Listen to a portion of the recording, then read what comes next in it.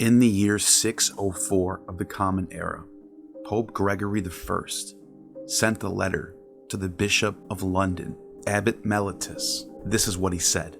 After long deliberation about the English people, pagan temples of that race should by no means be destroyed, but only the idols in them. To consecrate these places, take holy water and sprinkle it in these shrines. Build altars and place relics in them. For if the shrines are well built, it is essential that they should be changed from the worship of devils to the service of the true God. So on the day of dedication, or the festivals of the holy martyrs, whose relics are deposited there, let the pagans make themselves huts from the branches of trees around the churches, which have been converted out of shrines, and let them celebrate in their own solemnity with religious feasts. The rites they once performed to the devil, let them perform to the true God. For there is no doubt that it is impossible to cut off everything at once from their rude natures, because he who endeavors to ascend to the highest place rises by degrees or steps, and not by leaps. In my opinion, this strategy of co-opting pagan rites and Christianizing them and purifying them is ripped straight from the playbook of Paul himself, who says, I am a Jew to the Jews so I may win over the Jews, and I am a Gentile to the Gentile so I may win over the Gentiles. I'm under the law to those who are under the law so I can win over those under the law. And then I'm not under the law for those who are not under the law, so I can win over those not under the law.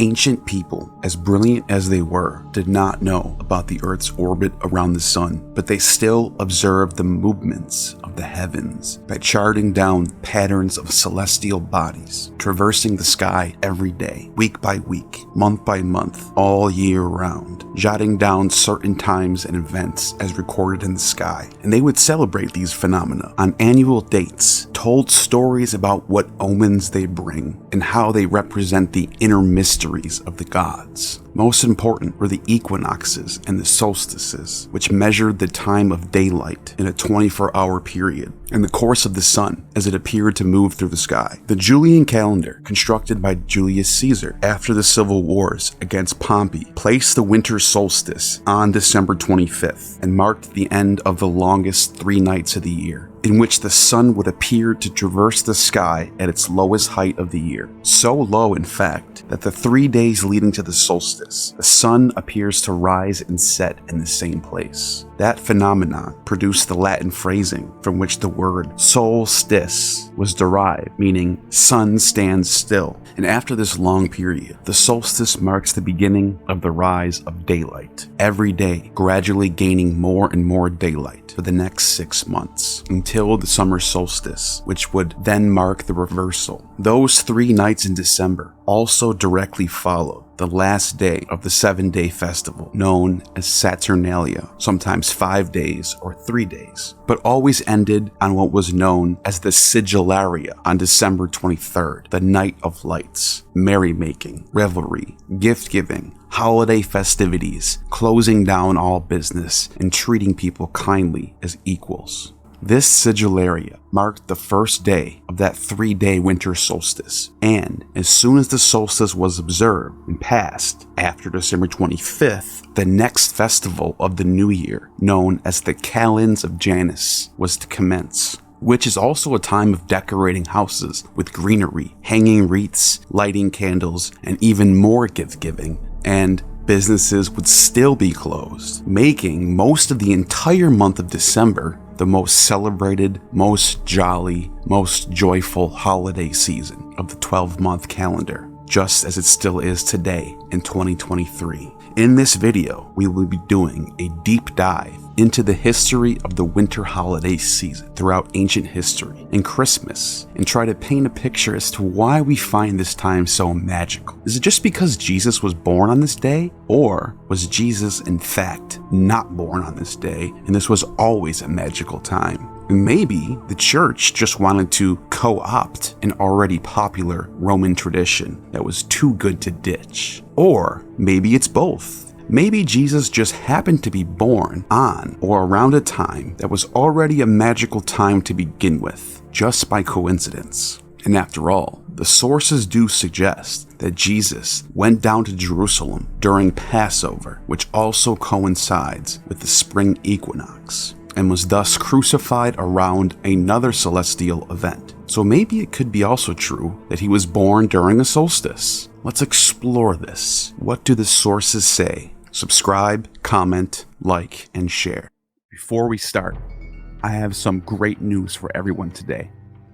This video is sponsored by Atlas VPN. Now back to the video.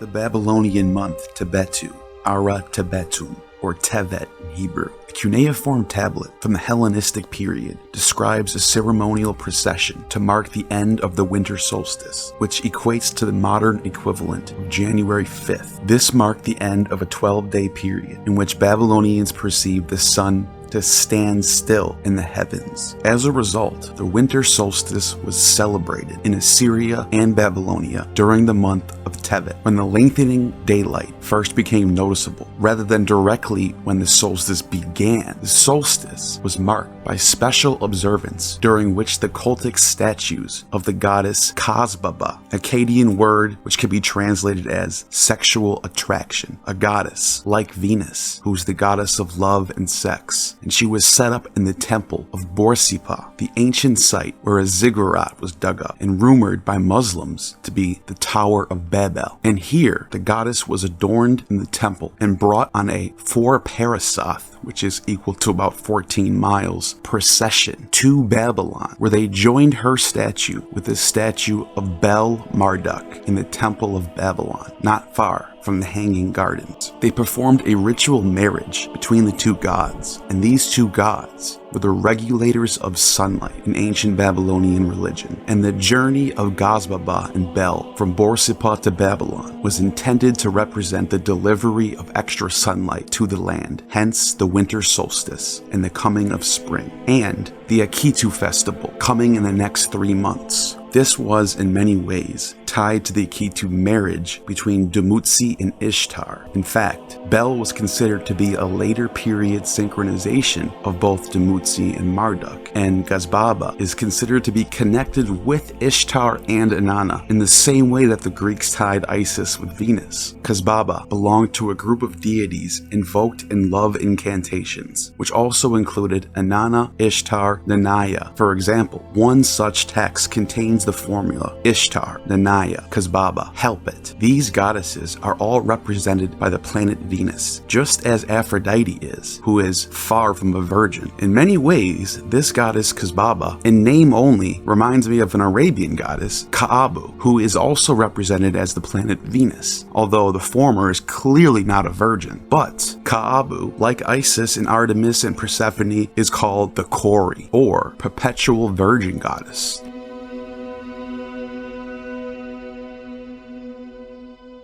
Here is what Epiphanius says regarding this goddess, giving birth to Dionysus at the winter solstice. Christ was born on the 6th day of January, after 13 days of the winter solstice and of the light and day of addition. But this day is celebrated by the Greeks and also by the pagans. On the 6th of January, called by the Romans Saturnalia, by the Egyptians Chronia, and by Alexandria, Caesalia. For on the 6th of January, this section takes place, which is the turning point, and the day of light receiving the addition begins, and it completes a number of 13 days from the winter solstice until the day of Christ's birth. Those of the idolatrous religion, the leaders and deceivers, in order to deceive the idolaters who are convinced of these, in many places will celebrate the greatest festival on the night of the Epiphany. First, I was in Alexandria, in the Chorea, that is, the temple of the daughter. For the whole night awake in song and hallowed to the idol, gnashing their teeth and celebrating with the welling of mania. They descend with torches into the subterranean cell and bring up a certain statue, sitting naked on a wooden bier, with the seal of a cross on them, of the forehead gilded on them 2 such seals on each other's arms, and 2 more crosses on the 2 knees, and 5 seals of gold engraved. And they will go around this temple 7 times,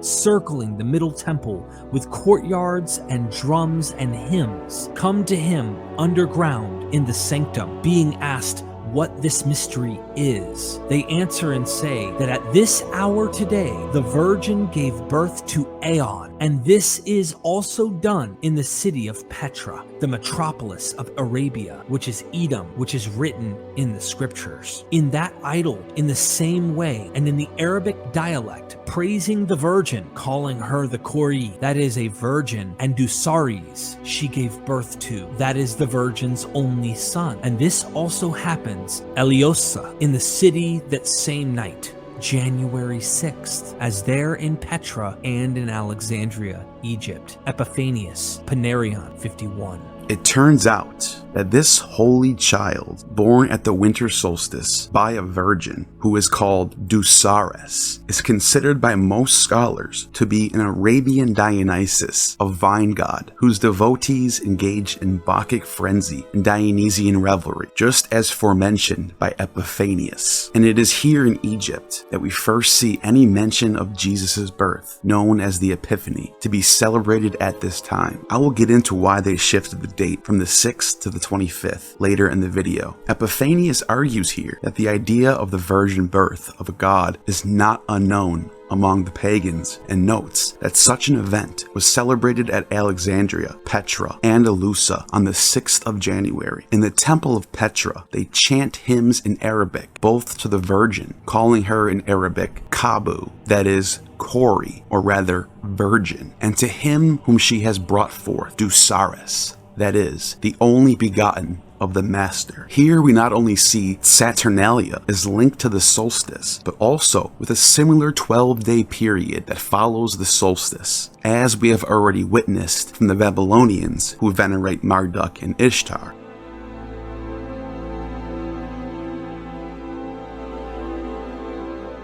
It reminds me of Justin Martyr in his Apology when he tries to argue that these pagan myths are somehow copying Jesus, which is absurd. We see Christian apologetic games being played as early as Christianity is in existence. Jesus took bread, and when he had given thanks, said, "This do in remembrance of me. This is my body." And that after the same manner, having taken the cup and given thanks, he said, "This is my blood," and gave it to them alone, which the wicked devils had imitated in the mysteries of Mithras, commanding the same thing to be done, the same thing. For that bread and a cup of water are placed with certain incantations in the mystic rites of one who is being initiated. Justin Martyr, Apology. The devils, accordingly, when they heard these prophetic words, said that Bacchus was the son of God, and gave out that he was the discoverer of the vine, and they number and the donkey among his mysteries. And they taught that having been torn in pieces, he ascended into heaven. Justin Martyr, Apology. And if we assert that the Logos of God was born of God in a peculiar manner, different from ordinary generation, let this, as said above, be no extraordinary thing to you, who say that Mercury is the angelic Logos of God. Justin Martyr, Apology. And if we even affirm that he was born of a virgin, accept this in common with what you accept of Perseus. And in that, we say that he made whole the lame, the paralytic, and those born blind. We seem to say what is very similar to the deeds said to have been done by Asclepius. Justin Martyr, Apology. Justin Martyr really sums it up with this passage right here. And when we say also that the Logos, who is the firstborn of God, was produced without sexual union, and that he, Jesus Christ, our teacher, was crucified and died, and rose again, and ascended into heaven, we propound nothing different from what you believe regarding those whom you esteem sons of Jupiter. For you know how many sons your esteemed writers ascribe to Jupiter. Mercury, the interpreting word and teacher of all. Asclepius, who though he was a great physician, was struck by a thunderbolt and so ascended to heaven. And Bacchus too, after he had been torn limb from limb. And Hercules, when he had committed himself to the flames to escape his toils. And the sons of Leda and Dioscuri, and Perseus, son of Danae, and Bellerophon, who though sprung from mortals rose to heaven on the horse Pegasus. For what shall I say of Ariadne, and those who like her have been declared to be set among the stars? And what of the emperors who die among yourselves, whom you deem worthy of deification, and in whose behalf you produce someone who swears he has seen the burning Caesar rise to heaven from the funeral pyre? Justin Martyr, Apology. Both Justin Martyr and Epiphanius have no choice but to attempt to argue that Christianity somehow is original and the pagan gods are impostors of Christ. They have to do this because these gods are so close to Jesus and their rites are being done in similar fashion that it forces them into a corner of needing to argue that devils plan these rites in order to fool people.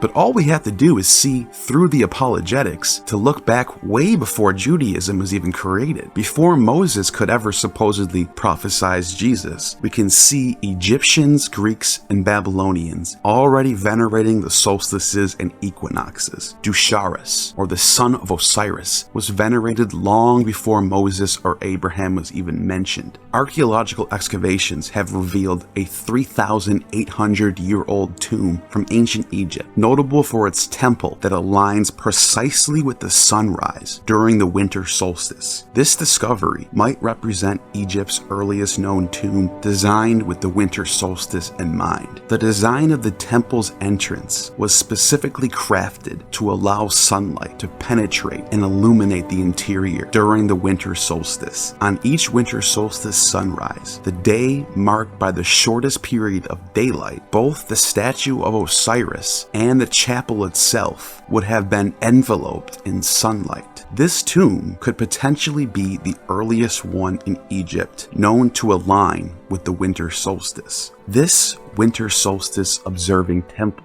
is situated close to present-day Aswan and just across the Nile from the Elephantine Island, an area once hosting a Yahweh temple. Numerous Jews fled here after the destruction of the first temple of Solomon by Nebuchadnezzar. But long before that, Egypt's 12th dynasty, prosperous era, often referred to as the Middle Kingdom. This tomb was built in the Kubet el-Hawa necropolis. It served as the final resting place for two high-ranking officials in the Egyptian kingdom. The identity of the first governor, who commissioned the tomb remains unknown. However, the second governor, identified as Hakib III, a fact corroborated by an inscription in the tomb and historical records. Both governors held jurisdiction over the adjacent settlement in Elephantine. Horus, who was called Harpocrates by the Greeks, was the younger sun god, equated with both Apollo and Eros, and was the grandson of Amun-Ra, equated with Zeus by the Greeks, and direct son of Isis and Osiris, who the Greeks equate with Dionysus and both Demeter and Aphrodite. This divine child, who we should continue to call Harpocrates, avenges his father's death and fulfills the will of the Father who is in heaven. Why do I bring him up? Because according to Plutarch, he was born on or close to December 25th. Osiris is being buried at the time when the grain is sown and covered in the earth, and then resurrects when plants begin to sprout. For this reason also, it is said that Isis, when she perceived that she became pregnant on the 6th day of the month of Phaeophi, and she gave birth to Harpocrates about the time of the winter solstice, imperfect and premature, amid the early flowers and shoots. For this reason, they bring to him as an offering the first fruits of growing lentils, and the days of his birth they celebrate after the spring equinox. Plutarch on Isis and Osiris. Osiris and Isis, just like Bel and Ishtar, are celebrated at this time, and just as the Greeks venerated Bacchus and Venus. Notice how once again the winter solstice is being tied to the spring equinox here, just as the Babylonians tied their winter solstice festival to the Akitu festival, and just as the Christians tie the birth of Christ on December 25th to the Easter resurrection at the spring equinox. The Egyptians had a resurrection for Osiris around the Easter time, and a birth for Horus around the time of Christmas. This cosmic harmony between the solstice and equinox is one that is universal among religious doctrines. And again, I just want to repeat this fact. Osiris's resurrection was celebrated by the Egyptians at the time of the spring equinox, just as Jesus' resurrection was celebrated at Easter. And according to Plutarch, the divine child of Osiris, called Harpocrates or Horus, was born at the winter solstice, just as Jesus was born at the winter solstice, according to the 3rd century Christians. And I do want to make this clear. This does not necessarily mean that the Christians copied or stole from them, but it does show us that the solstices and equinoxes are universally important to all cultures, and Christianity certainly does partake in this ancient veneration of these dates.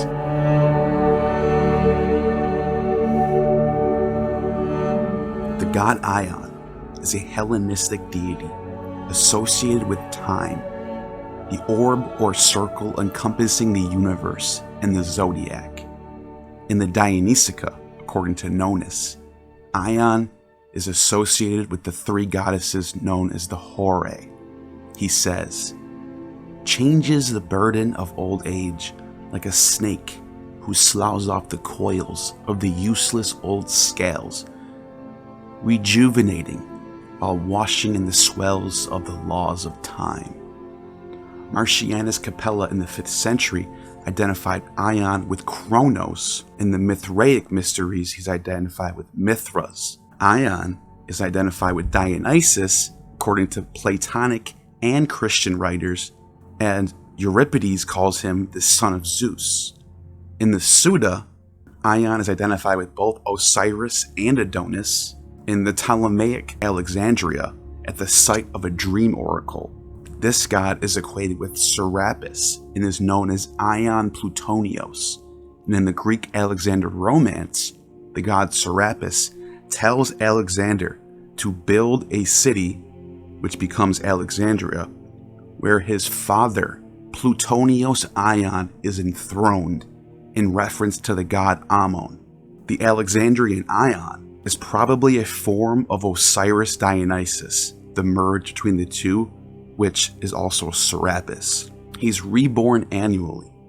His image was marked with crosses or ankhs on his hands and knees, and was pointed out by Epiphanius that this god's birth was celebrated at the winter solstice, making him tied with Horus, as Plutarch informs us.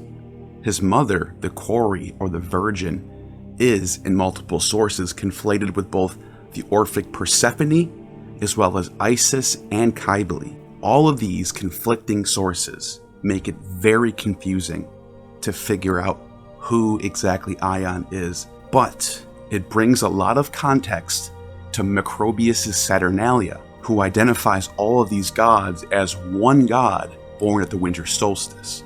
Aion is central to the Mithraic mysteries and the religion of the last pagan generation at the time of Constantine that tended to use religious syncretism, which, in my opinion, has a tremendous influence on Christianity and, even in the first century, the story of Jesus. This is what Jesus had to compete with. There is one obscure text from the Historia Augusta that says something about Christians in relation to Serapis. Here's what the text says.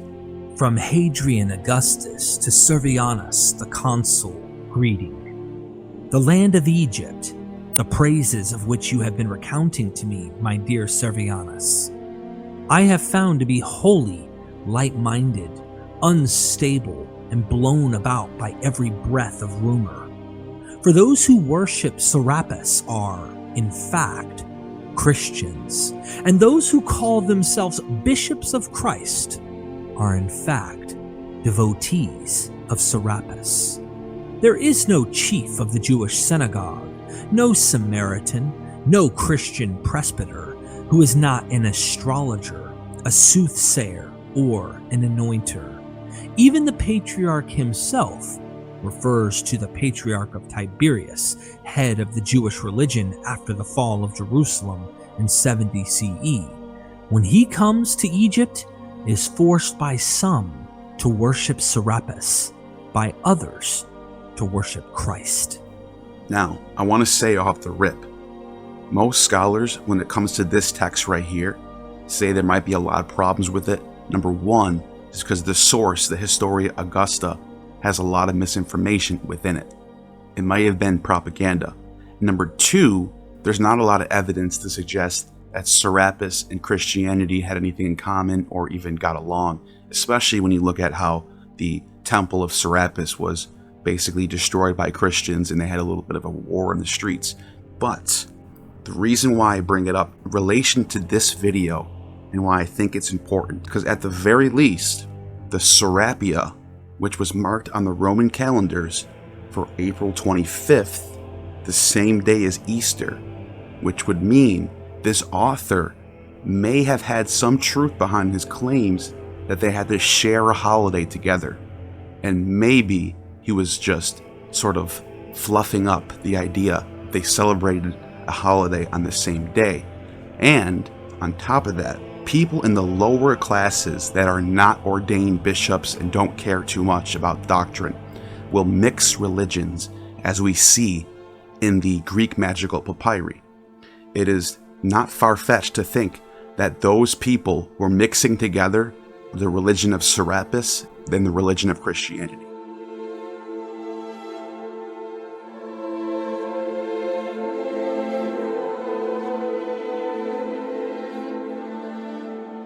Ancient Egypt's sprawling temple of Karnak was constructed in alignment with the winter solstice at Luxor more than 4,000 years ago. At dawn, the solstice starts as the sun streams into the temple through the eastern gateway, casting its light along the central axis and reaching the innermost sanctuary where the statue of the god Ammon resides. As noon approaches, the rays of the sun bathe the innermost sanctum, called the Holy of Holies, for an extended period of time, illuminating other sacred areas of the temple. Currently, the sun stands directly over the Tropic of Capricorn, marking its greatest distance from the equator. To the ancients, this omen marked the coming of new crops and new rains just around the corner as they awaited the spring equinox for the next 3 months. As far back as ancient Sumer and Babylon, the solstices and equinoxes were venerated and marked down. The New Year's, though, was celebrated at spring equinox rather than the winter solstice. The Akitu festival for 12 days mourned for the death of Dumuzi and then celebrated the descent of Ishtar into the underworld and the triumph of their return from the underworld. This would later evolve into the Zagmuk, which celebrated the triumph of Marduk over the forces of chaos. This New Year's season would evolve into the later Persian festival of Nowruz, incorporating elements from both ancient Akkadian and ancient Indo-European traditions into the New Year's and spring equinox festivals the Iranians still celebrate to this day. During the winter, however, Yalda Night was celebrated, marking the beginning of the Great Chela, or the 40 days of winter. This winter solstice celebration would begin with the holiest night of the year, Yalda Night, decorating with green and red, giving gifts, drinking wine, and celebrating. This was included in the official calendar of ancient Persia from a recovered stele dated to 502 BCE during the time of Darius I. The festivities that take place on this night are an ancient tradition. They called this night the night of the sun's birth, Mer. Mer, later known as Mithra, would evolve into the later Roman Mithras, after Pompey the Great defeated the pirate army of Mithridates VI, whose name literally means Mithras chosen, and whose entire nation of pirates were known to be devout worshippers of the Persian Armenian Mithra. Here's what Plutarch says about this. They also offered strange sacrifices of their own at Olympus and celebrated there certain secret rites, among which those of Mithras continue to the present time, having been first instituted by them. These Sicilian pirates, captured by Pompey and made into a legion for the Roman Empire, would be the beginning of the religious institution of Roman Mithras, a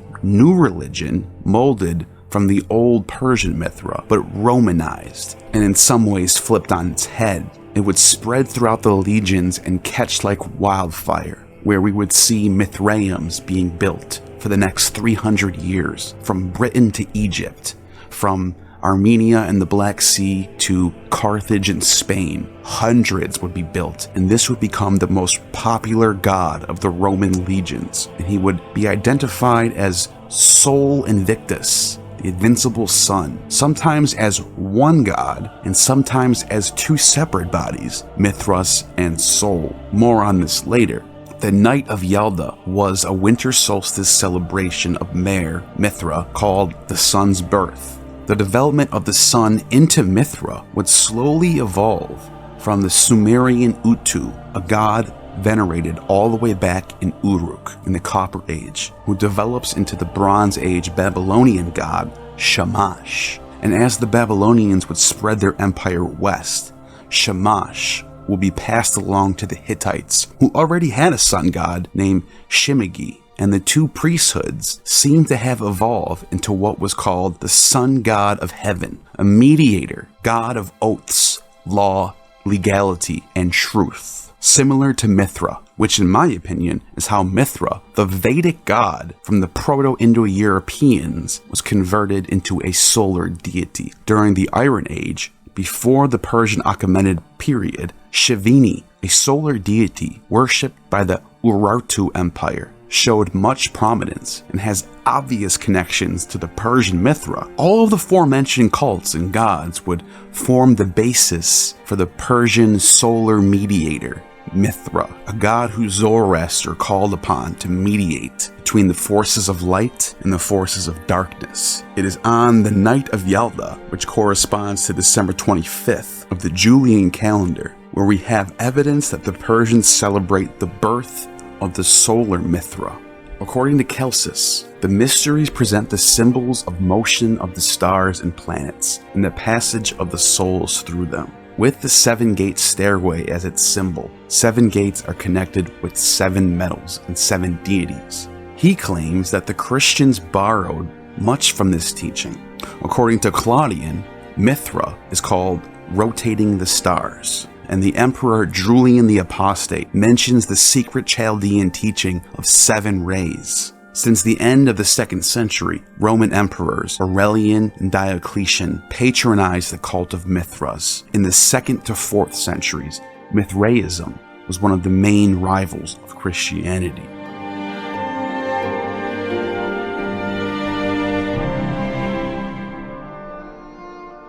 When I retire to this garden summer house, I fancy myself 100 miles away from my villa and take especial pleasure in it at the feast of the Saturnalia, when by the license of that festive season, every other part of my house resounds with my servants' mirth. Thus, I neither interrupt their amusement, nor they my studies. Pliny the Younger. A latisternium was ordered. The senators prepared the couch, and a public banquet. For a day and a night, the cry of Saturnalia resounded through the city, and the people were ordered to make that day a festival and observe it as such forever. Livy. To Umber. You have sent me as a present for the Saturnalia, Umber, everything which you have received during the past 5 days. 12 notebooks of 3 tablets each, 7 toothpicks, together with which came a sponge, a tablecloth, a wine cup, a half bushel of beans, a basket of Pisanian olives, and a black jar of Lalatanian wine. There came also a small Syrian figs, some candied plums, and a heavy pot of figs from Libya. They were a present worth, I believe, scarcely 30 small coins altogether, and they were brought by 8 tall Syrian slaves. How much more convenient would it have been for one slave to have brought me, as he might without trouble, 5 pounds weight of silver? Martial epigrams. The Greeks and Romans were no exception to venerating and marking the movement of the sun. In Pompeii, at the Temple of Apollo, dedicated in 120 BCE by Pythagoreans from Greece, we can see a well-built sundial that was able to mark the hours of the day in a 12-hour period. A genius engineering feat for its day, probably passed down from someone like Archimedes of Syracuse, who built similar technologies and was known to design things that use the light from the sun.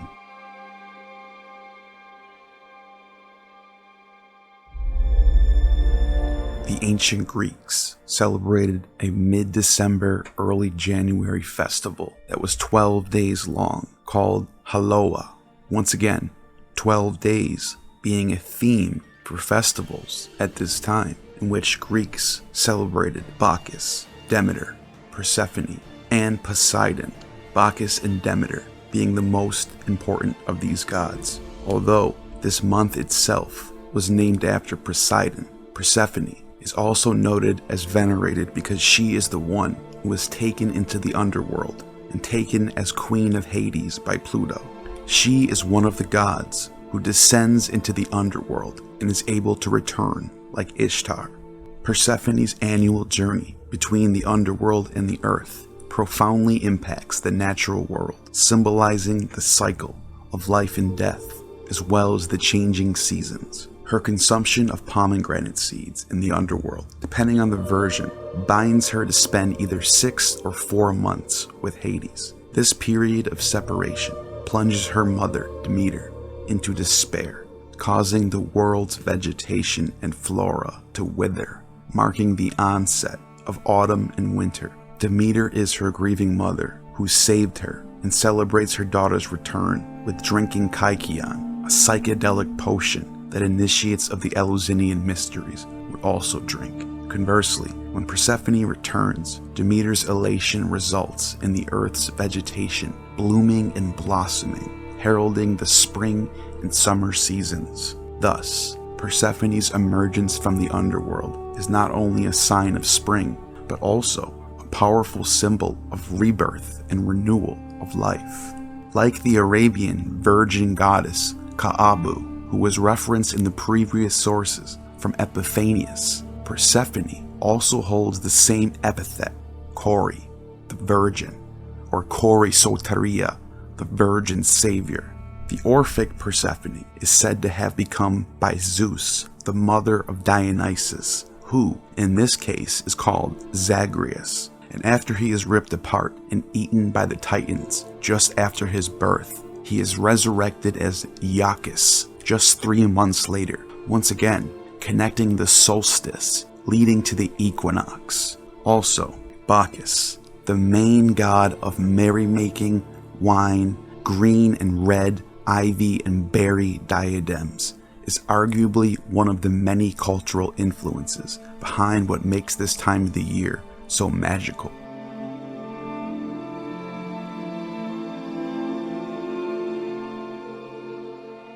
Macrobius, in his Saturnalia, cites Euripides, who lived in Athens in the 5th century BCE and wrote the Bacchae.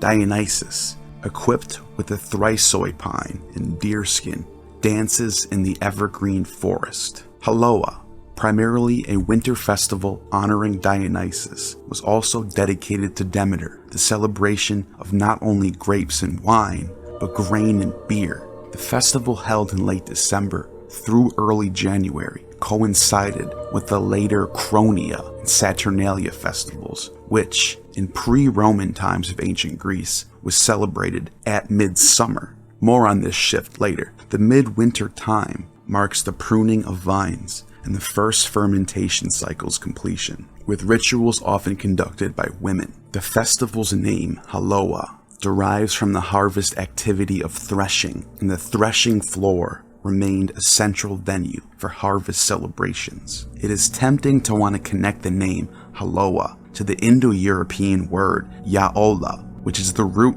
for the name Yule, the midwinter festival of Germanic pagans. And given Odin's connection to Dionysus in Roman Dispater, as I've talked about in other videos, this becomes likely in my opinion. And since we don't know the exact origins for the name of Yule, other than it's the name of the midwinter festival, this guess is as good as anyone else's guess.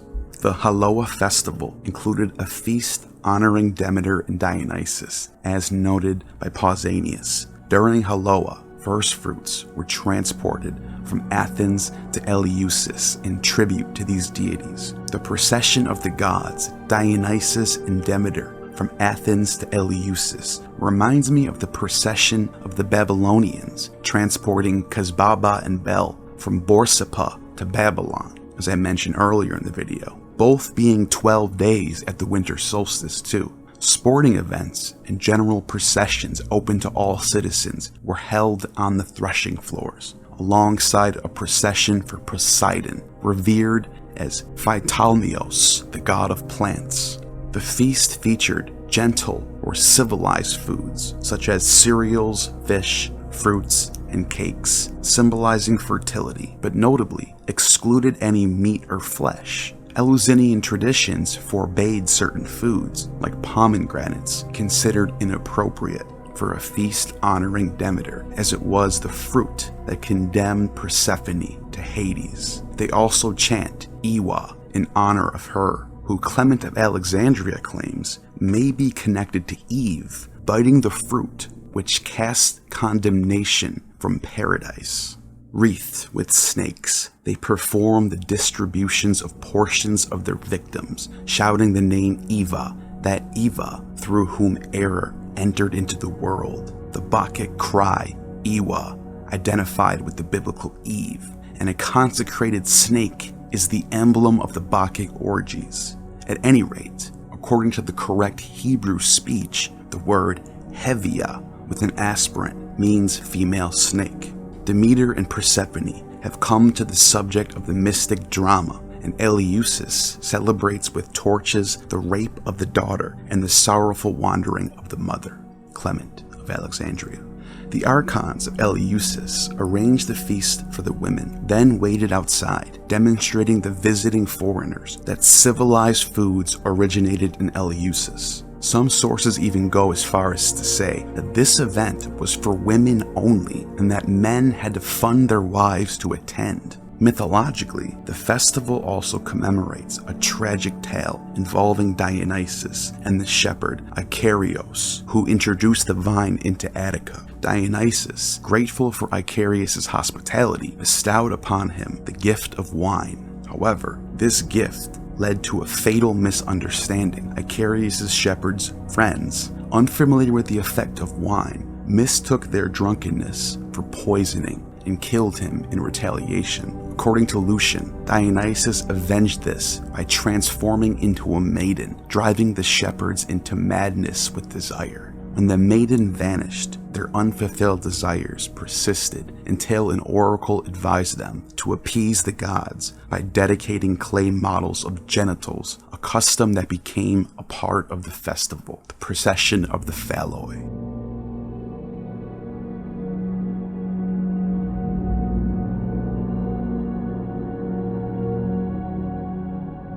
Outside of Athens, and Eleusis in particular, in Eleutherae, the country of Attica, and other places along the coast of modern-day Turkey, was the celebration of the rural Dionysia, the mid-winter solstice festival dedicated to Dionysus and Apollo, and the birth of the new solar year, the Orphic hymns invoked by these revelers. Helios, whom Dionysus invokes, and again, Orpheus, who equates these figures into one godhead, one Zeus, one Hades, one Helios, one Dionysus. The festival was closely linked with that of Saturnalia in Rome. Macrobius, in his masterpiece known to us as Saturnalia, argues that Bacchus, Apollo, Mercury, and Sol Invictus are all one and the same, born on December 25th, which was the winter solstice under the Julian calendar. But although Aeschylus first asserted that Apollo and Sol were the same, and taught afterwards that he, Liber, who is Apollo, there is no doubt from these that Sol and Liber are considered the father of the same deity. This, however, will absolutely be substantiated by more liquid arguments. For when the sacred arcane religious observance is held that when the sun is in the upper, that is, in the daytime hemisphere, Apollo is invoked, when in the underworld, that is, at night, Dionysus is invoked. Now these differences of ages are related to the sun, so that at the winter solstice, he seems to be a newborn child, such as the Egyptians bring forth from the Adites on a certain day, that on a very short day, it is seen as a small baby. His age is set at the summer solstice, when he attains his greatest height in the image of the beard. From then on, by diminutions, the god is represented as the fourth form of an aging man. Likewise in Thrace, the same is to be had. We take Sol and Dionysus, whom they call Sabazius, and celebrate with a magnificent religion. Notice how Macrobius is indicating that these gods are born at the winter solstice, which, in his time, during the Julian calendar, would have been December 25th. Macrobius, in the same chapter, also argues that the rites of Serapis, Mercury, Hercules, Attis, Adonis, and Osiris are also related to these gods, and that the Saturnalia is not just a festival dedicated to Saturn, but also his grandchildren, the dying and rising gods who are represented by the dying and rising sun. Serapis and Sol have one individual nature. Isis is celebrated in conjunction with religion, which is either the earth or the nature of things underlying the sun. Macrobius. Therefore, Mercury is adorned with feathers, as if the very nature of Sol. This is why the simulacrums of Asclepius and Salatus are joined to the dragon, because these are related to the nature of Sol and Luna. Hercules is that power of Sol which bestows upon the human race prowess in the likeness of the gods. There will be no doubt that Adonis is also Sol, considering the religion of the Assyrians, whom the greatest veneration of Venus, Archetydes, and Adonis once flourished. Macrobius lists numerous examples of dying and rising savior sons of gods in relation to the winter solstice, but also ties them to the spring equinox, just as Christmas is tied to Easter. I encourage you to read this book for yourself. I could spend an entire video going over how thorough Macrobius is on this very point. But when the sun has risen from the lower parts of the earth, and the boundaries of the vernal equinox have been crossed by lengthening the day, then Venus is happy, and the field is beautiful with crops, and the meadows with grass, and the trees with leaves. This is why our ancestors called April the month of Friday.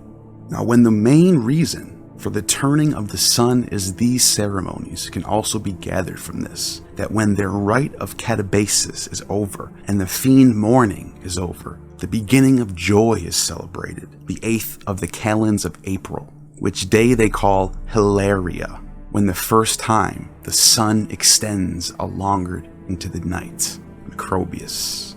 This same effect, under different religious names, took place among the Egyptians when Isis mourned Osiris. It is neither in secret nor anything else that Osiris is other than the sun, and that is, Isis is not other than the earth, as we have said, or the nature of things, and the same reason which revolves around Adonis and Attis. Macrobius Saturnalia.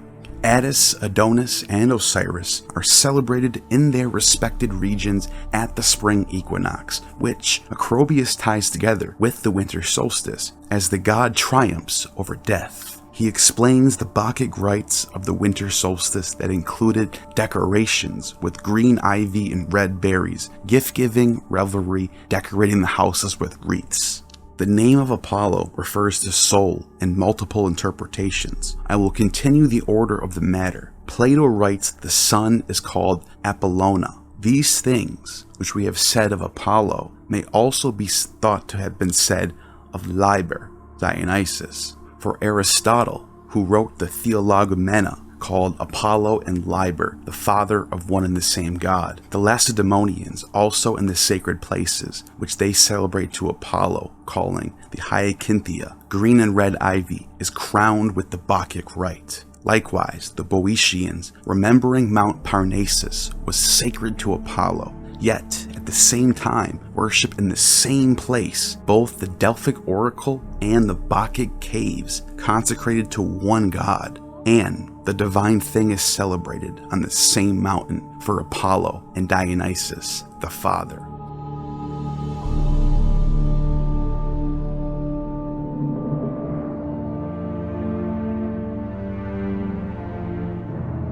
The rural Dionysia is so ancient that we cannot even tell when it began from the sources. It just seems to have always existed as long as ancient records were kept. It was also known as a lesser Dionysia, and the city Dionysia was known as the Great Dionysia, which was held during the spring equinox. Once again, just like clockwork, we have another winter solstice festival with ties to a spring equinox festival, just like Christmas and Easter, just like the Akitu festival and the Tibetu festivals in Babylon were tied together, just as the Egyptians connected the birth of Horus with the resurrection of Osiris. And here we have two festivals with the same name, same general rites in Greater and Lesser Dionysia in honor of the sun, Dionysus and Apollo. Are you noticing a pattern yet? I also forgot to mention, in regards to the Egyptians celebrating the birth of Horus on December 25th and the resurrection of Osiris on April 25th, you might be wondering if this had any influence over the Romans. The answer is yes. Romans had an annual festival known as the Serapia that is shown on Roman calendars on April 25th at the spring equinox, as early as the 2nd century through the 3rd century sources, and is thus replaced by Easter in the 4th and 5th centuries. And Serapis is a Hellenized form of the god Osiris, who was also syncretized with Dionysus, Zeus, and Dis Pater, as well as Pluto. Tacitus and Plutarch tell the story of how this god came to be. The origin of this god, Serapis, has not hitherto been made generally known by our writers. The Egyptian priests give this account, while Ptolemy, the first Macedonian king who consolidated the power of Egypt, was setting up in the newly built city of Alexandria, fortifications, temples, and rites of worship, there appeared to him in his sleep a youth of singular beauty and more than human stature, who counseled the monarch to send his most trusty friends to Pontus and fetch his effigy from that country. This, he said, would bring prosperity to the realm, and great and illustrious would be the city which gave it a reception. At the same moment, he saw the youth ascend to heaven in a blaze of fire.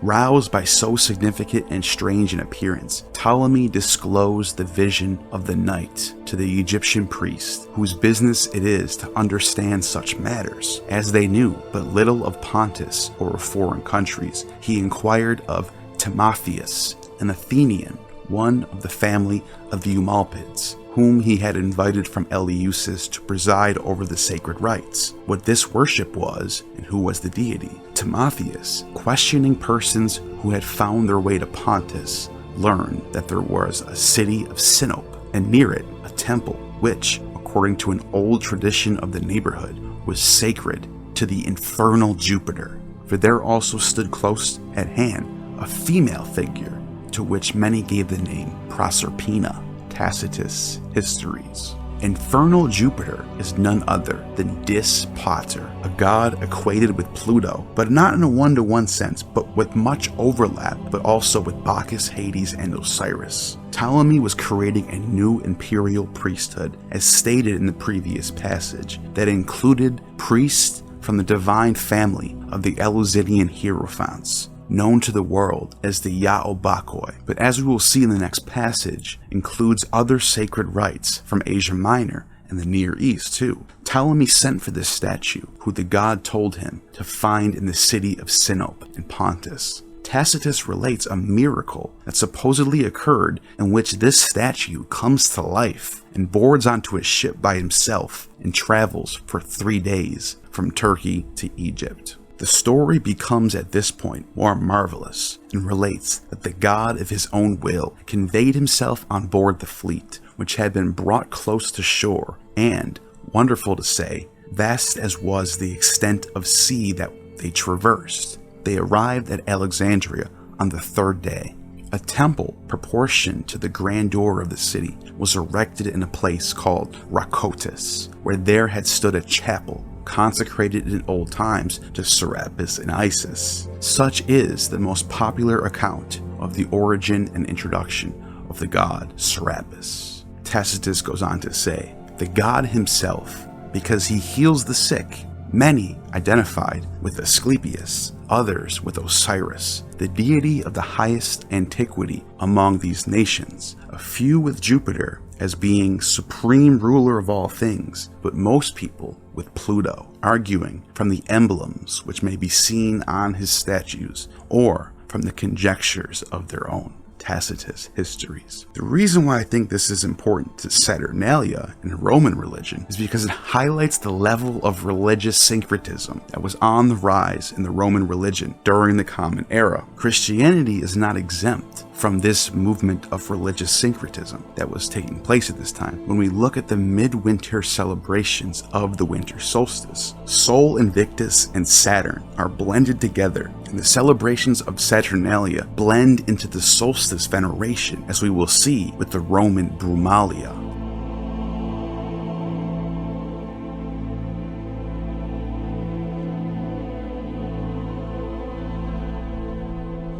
Dionysus and Saturn, grandson and grandfather, have much in common. Both chthonic gods, agricultural gods, both of them bring equality to the classes and are thus invoked through revelry and divine mania. The Lesser Dionysia was a Greek winter solstice vine festival, similar to the Thesmophoria, in which sacred games were played, drinking and festivities occurred, young girls carrying baskets and offerings, and procession of the phalloi. People sang and danced in choruses, chanted Bacchic hymns, and performed dithyrambs and paeans in honor of Bacchus and Apollo. Romans also venerated Dionysus during the winter solstice. When it comes to Rome, most people know a lot about Saturnalia, and many know about the birthday of Sol Invictus on December 25th, which I will talk about later. But less people know about the calends of Janus, which is also a time of festivities, merrymaking, greenery, closing of businesses, and celebrating the new year. But what most people don't actually talk about as much, surprisingly, was a widespread Roman festival that took place in between the Saturnalia and the New Year's, known as Brumalia. Literally means midwinter in Latin. A minor holiday of Bruma on November 24th took place, which reminds me of a Thanksgiving like in America, sparking off the holiday season at the end of November. But an even bigger festival of Brumalia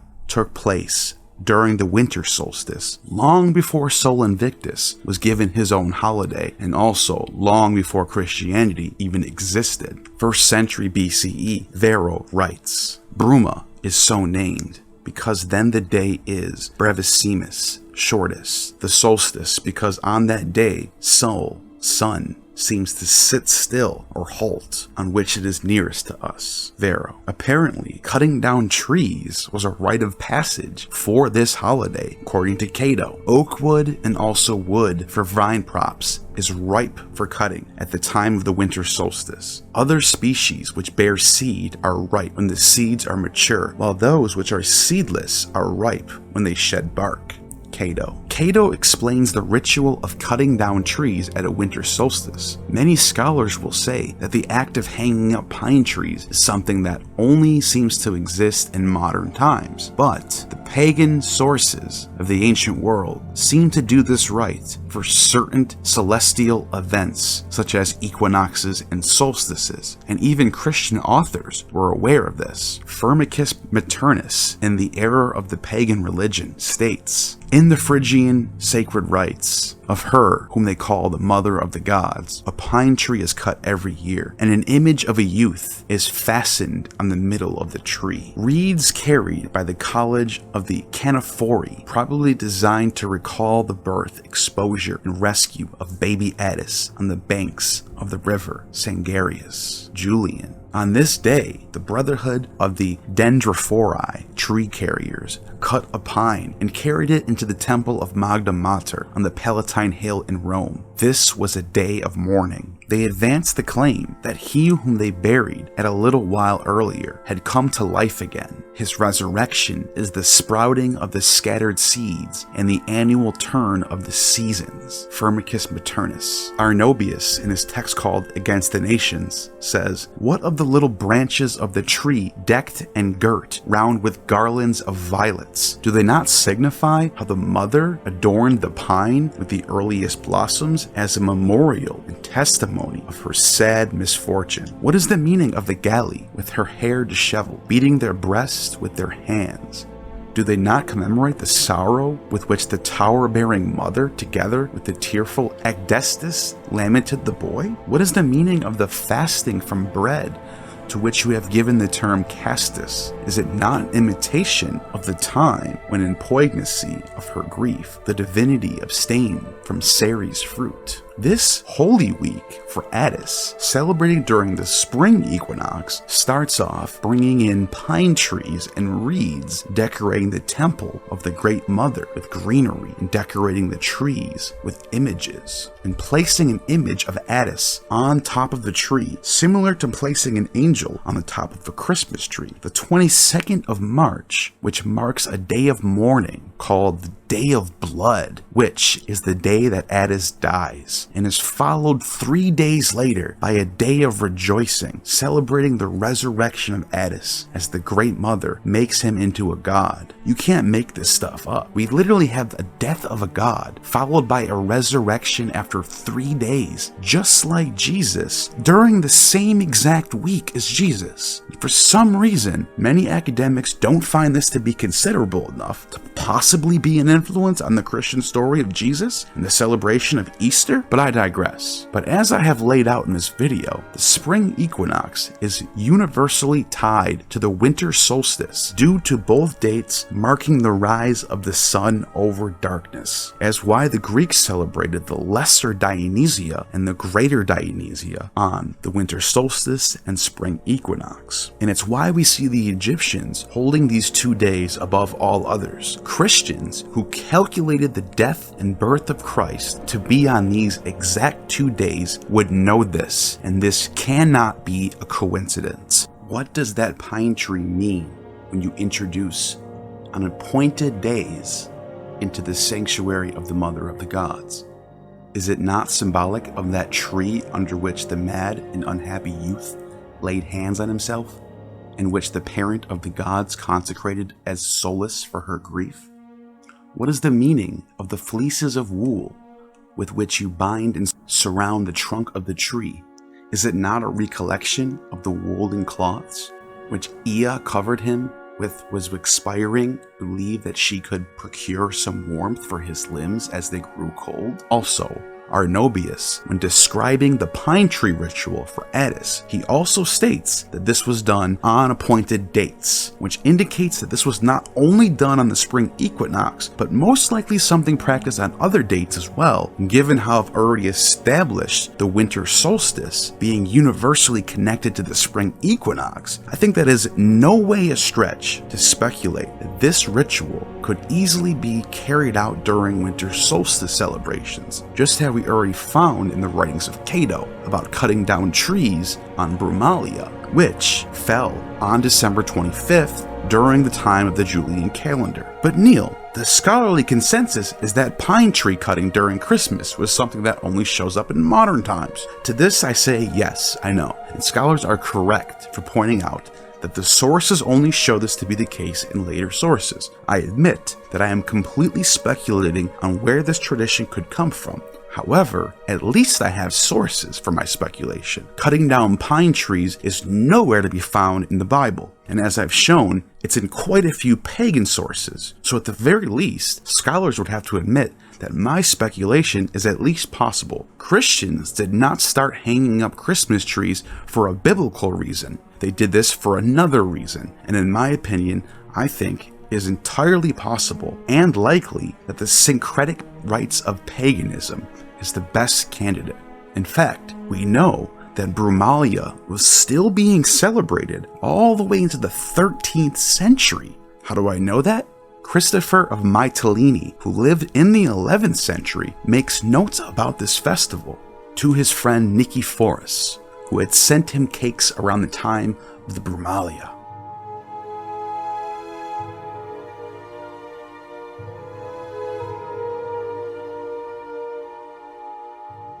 The celebration of Brumalia featured nocturnal festivities, decorating with greenery, wreaths, wearing ivy and berry diadems, replete with feasting, drinking, and jovial activities, just like Saturnalia and just like Christmas today. Throughout the festival, interpretations of prophetic signs were considered as forecasts for the remaining of the winter season, and people would make vows for the new year. Although the 6th century emperor Justinian tried to suppress pagan practices, records such as those by Christopher of Mytilene indicate that this holiday persisted at least until the 13th century. Documentation of the festival ceases following the sack of the capital in 1204 by the Fourth Crusade. It is only after the sack of Constantinople in the 13th century that this festival would cease entirely. But given how influential Romans were over their European neighbors, it is entirely likely that the festivities of Brumalia blended together with the Christmas tide. And given how Saturnalia was blended with Brumalia in later Roman sources, we can easily see how Saturnalia and Christmas will be blended together as well. It is generally agreed that the pagan gods were viewed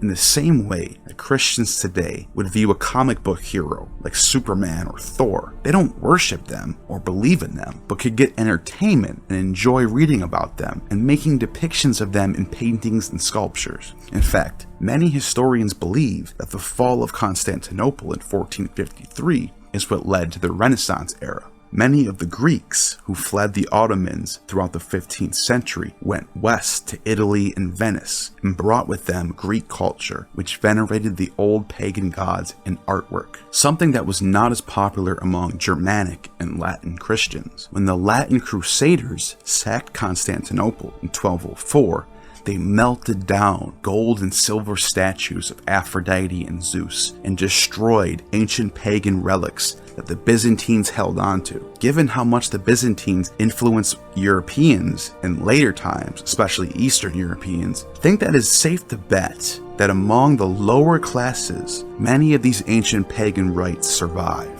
Take the Greek magical papyri, for example. These are a collection of random texts that span across many centuries, and they show a blending of culture and religious ideas being done by normal everyday devotees of gods. Outside of ordained priesthoods, people do what they want, and New Age movements are nothing new.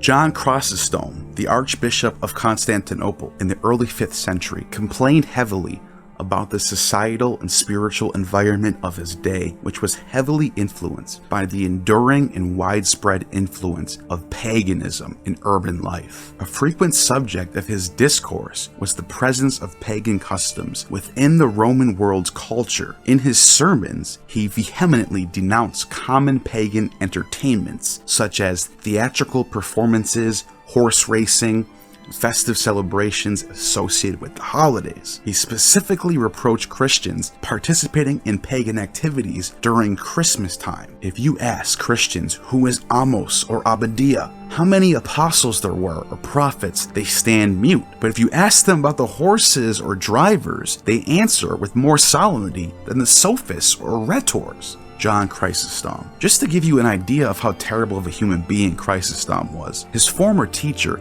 Libanius, who was a pagan sophist, who, after the destruction of the temple of Apollo by Theodosius, wrote a really sad lament for the crumbling of the Hellenic culture that he was raised in. And Chrysostom, who was his student, wrote a mocking dissertation making fun of Libanius just for being upset over the loss of a false god's temple. The very things about Greek festivals that Chrysostom rallied against are the very things that we see in Christmastide continue to take place long after he is dead. These lower classes, making up everyday Joes and Janes, did not care about his ramblings about purity and sanctity. In their indecent nighttime gatherings, women were admitted to the performance. There you could see the obscene sight of a virgin sitting in the theater during the night amidst a drunken crowd of young men madly reveling. The festival was actually the darkness and the abominable deeds practiced by them.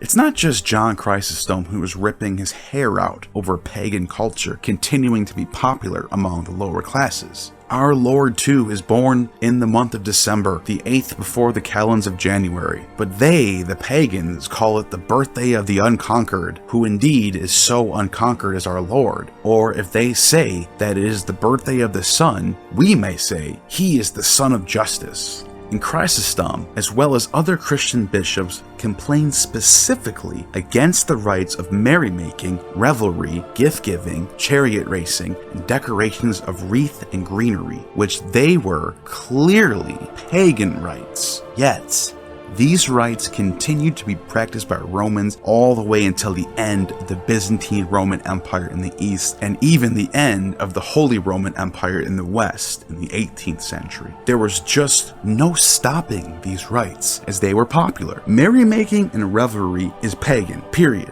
Christian observance and Christian worship is specific in its practice as pertaining to piety, sobriety, humility, and self-containment. Setting up wreaths, decorations, images, and breaking into revelry is pagan by definition. There is no way around that. This is exactly what these Christian bishops are complaining about. It was a custom of the pagans to celebrate on the same December 25th, the birthday of the sun, at which they kindled lights in token of festivity. In these solemnities and revelries, the Christians also took part. Accordingly, when the doctors of the church perceived that the Christians had a leaning to the festival, they took counsel and resolved that the true nativity should be solemnized on that day. Jacob bar Salibi. This quote shows us that these very rites were still being practiced in the spirit of the old pagan Roman tradition well into the 12th century when Jacob bar Salibi was writing this. In fact, The reason why chariot racing was pagan to begin with was because Helios was depicted as a chariot rider, and the chariot races were performed during the solstice to honor Helios, known in Latin as Sol. In the year 274, Emperor Aurelian established the celebration known as the Dies Natalis Solis Invicti, the birthday of the unconquered sun, on December 25th, coinciding with the winter solstice on the Roman calendar. Again,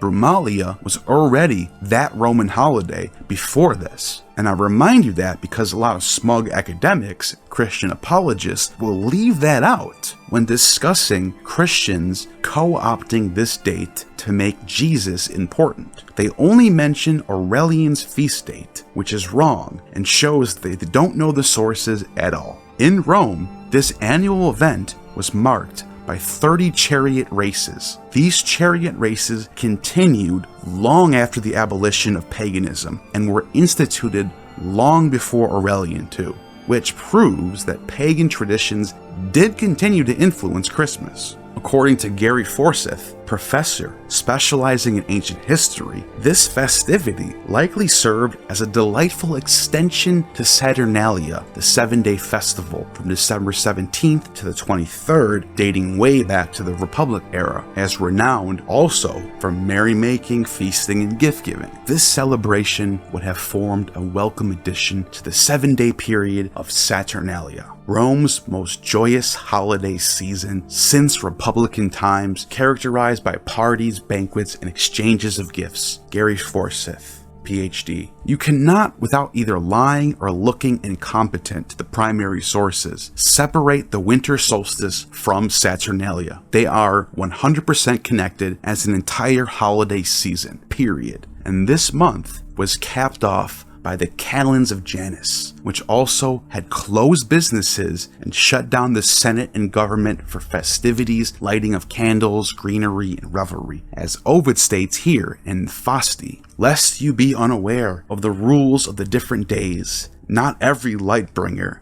has the same function. Nefastus will be the day during which the 3 words are unspoken. Fastus, the day in which legal businesses will be allowed to resume. For as soon as the entrails have been given to the god, all utterance is permitted once again, and the honored praetor has freedom to speak. There is also the day when it's lawful to pen the people in the enclosures. There is also the day which returns on every 9th rotation. Ovid, Fasti, January. That's right, the Senate was closed until after the New Year, just like we do today in America. Emperor Julian, in 362, referenced in his hymn to King Helios that the Agon Solis was a sun festival celebrated at the culmination of the Saturnalia in late December.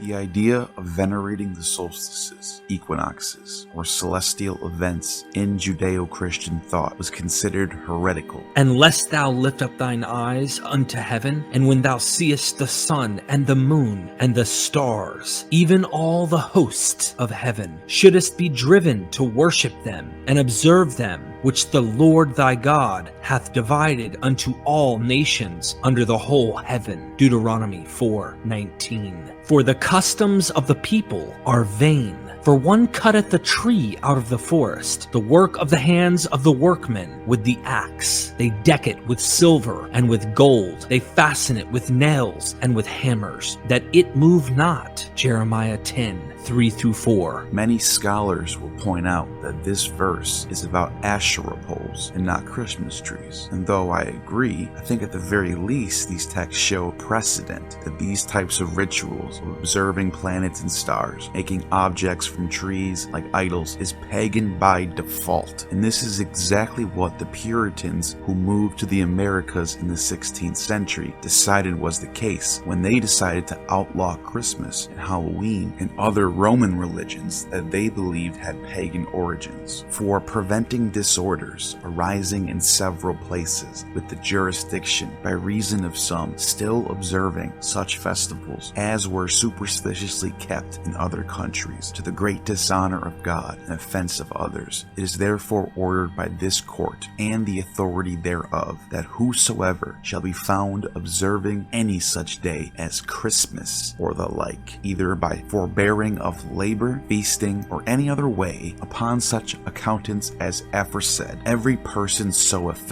shall pay of every such offense 5 shillings as a fine to the country. 1659 Puritan government. The Plymouth colony governor tried to halt the use of evergreen trees and decorations. He considered them a pagan mockery of the holiday observance. In England, Anglican church leader Oliver Cromwell preached against the heathen traditions of singing carols and the use of decorated trees. He feared they might distract Christians from the sacred event. There is no biblical reason to celebrate Christ's birthday on December 25th, and no biblical reason to practice the rites of cutting down trees or shutting down businesses for any festival other than Sabbath or those prescribed in the Torah. If we do take the text at face value, all we get is the exact opposite. If anything, we get passages that rally against these rites. Early on, we see constant references from the early church fathers who reject the solstice celebrations and don't even want to celebrate any birthday for Jesus at all. In the scriptures, no one is recorded to have kept a feast or held a great banquet on his birthday. It is only sinners like Pharaoh and Herod who make great rejoicings over the day in which they were born into this world. Origin 250 AD. But somehow, these sources get ignored when we discuss this topic.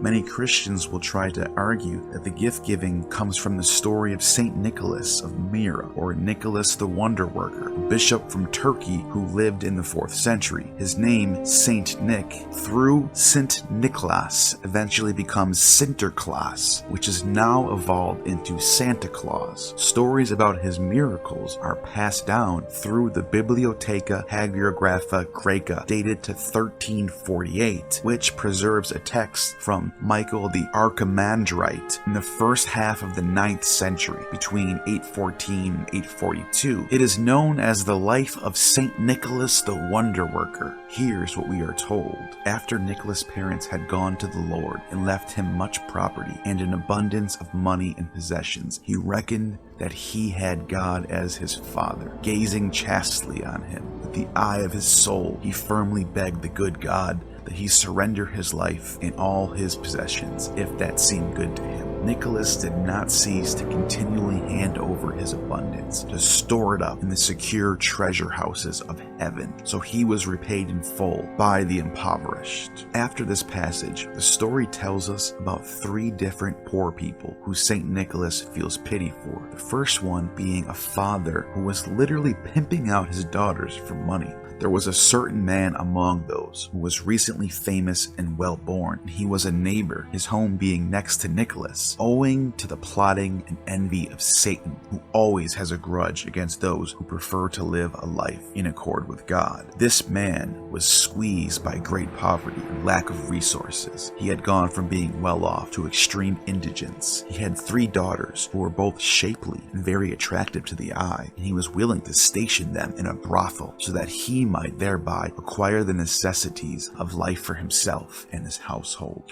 For no man among the lordly or powerful deigned to marry them lawfully, and even the lower classes and those who owned the least bit of something, there was no well-minded enough to do this. And so the man looked away from his salvation, and, as it were, fainted at the thought of prevailing upon God with persistence in prayer. By this logic, he came to assent to situating his daughters in the abyss of such dishonor. Nicholas then tosses a bag of gold into the man's window overnight, and the man finds it in the morning. Nicholas does this with 2 other people as well. There is no indication that this happened during the winter time, let alone on Christmas, and I think it is more likely that this story was written as a way to distance the gift-giving rites from any pagan connection to Saturnalia or Brumalia. And don't forget, Brumalia was still being practiced by Romans in the Eastern Roman Empire where Nicholas lived. Also, in Spain, Italy, and in the Western world, they claim that they gave gifts for other reasons that are not the same as Nicholas. For example, in Spain, they credit the Magi for bringing gifts to Christ, and in Italy, they credit a completely different saint for the same reason. This all but proves that these alternative stories about gift giving, all arising by coincidence for the same time period, are clearly motivated to purify pagan traditions of Saturnalia and Brumalia rites of gift-giving that the lower classes found so popular and the bishops had no control of, and they had no choice but to Christianize them. And scholars, I'm sorry, are just lazy for not recognizing this for what it clearly is. The 9th century text about Saint Nick is the oldest story about Saint Nicholas giving gifts that we have. However, a fresco known as the Charity of St. Nicholas from 720 is believed to be the most ancient St. Nicholas fresco in the West. And here is the moment of truth. 1,500 of you voted in my community tab for the question of, did St. Nicholas or did Santa Claus attend the Council of Nicaea? The answer is technically yes. St. Nicholas is on the oldest list for the Council of Nicaea. There are some lists, however, that don't include him, although for some reason he's on the oldest one, and he has no official quotes stated from the council either. It is said that he slapped Arius in the face during the council. Arius was the founder of Arianism, the main opponent to Nicene Catholic Trinitarianism, the Orthodox religion of Christianity that won the Roman priesthood. In my opinion, it is Saint Nicholas who is given the rites of Saturnalia and Brumalia and thus becomes the saint who purifies those ancient rites. Just as we know that Saint Demetrius, for example, who is also given the rites of the Eleusinian mysteries, and how Saint George is given ancient druidic rites of dragon slaying, along with Saint Patrick and Saint Orpheus, who, like Orpheus, plays the lyre. And it is no secret that these early saints were given roles similar to the Greek heroes and Greek gods of old, in a way to transfer over the culture to the Christian faith. Santa Claus evolves over time from the jolly Saint Nicholas of the early church to the magical, Germanic, Odin-like Kris Kringle character who is in charge of an entire fleet of elves and reindeer at the North Pole. Some say this is influenced by Yule, Germanic paganism. Others suggest that the elves and reindeer are an allegory of the Amanita muscaria mushrooms that are red and white and tend to grow underneath evergreen trees.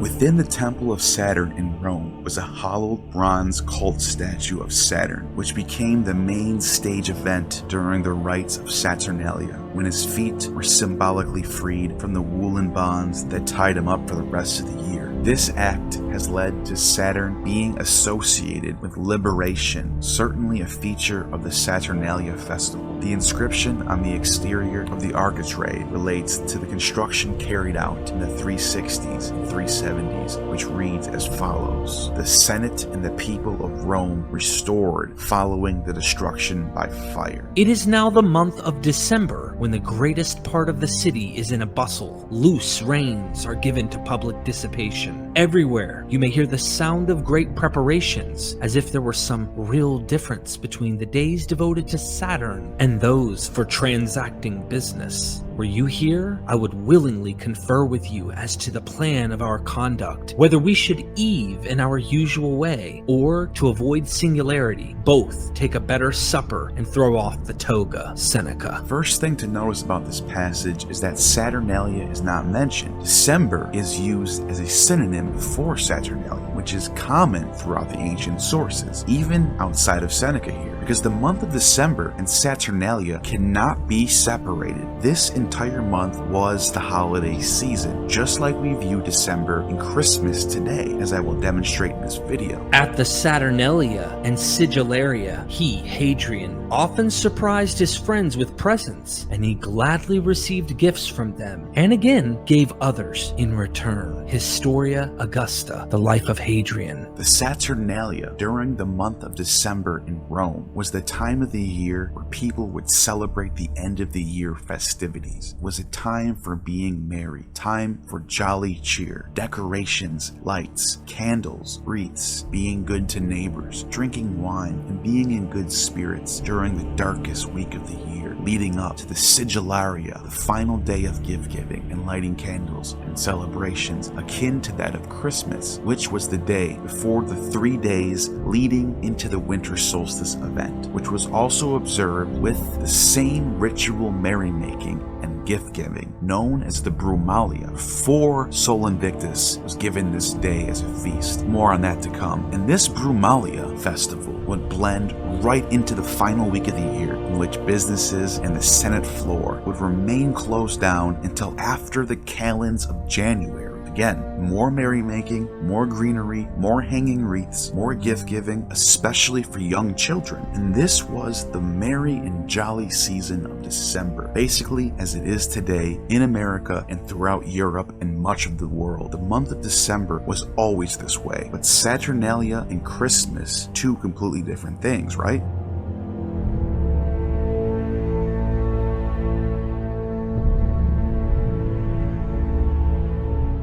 The phrase Io Saturnalia was heard throughout the city of ancient Rome during this month. Io is a chant of triumph and excitement. It's a Greek phrase that comes from the Bacchic chant for Iacchus, a deity who in some ways is so much like his grandfather Saturn, both agricultural deities of festivities in egalitarianism, and Saturn in the later Roman religion that was dominated by Sol Invictus is also tied to the sun, as was Dionysus and Apollo. When the Brumalia festival is covered over by Aurelian's new feast for Sol Invictus in 274, Saturn and Mithras could not be separated in Roman religion at the time, and so Saturnalia, through the celebration of the birthday of Sol Invictus on December 25th, should not be seen as separate other than events, but with connections to each other. The Mithraic Kronos, who stands with the head of a lion, wrapped like Phanes with the serpent coiled around him, holding the keys to the cosmos, and standing on the world as his footstool. This was the very Kronos, known to the Romans as Saturn, that was being venerated late into the last generation of the pagan Roman Empire. And many right now who are watching are probably saying, but Neil, Christians calculated the date of the birth of Jesus long before 274, so that means there's no way Christians copied Sol Invictus. You are wrong. And to that I would say, number one, that is 100% true, and number two, it's also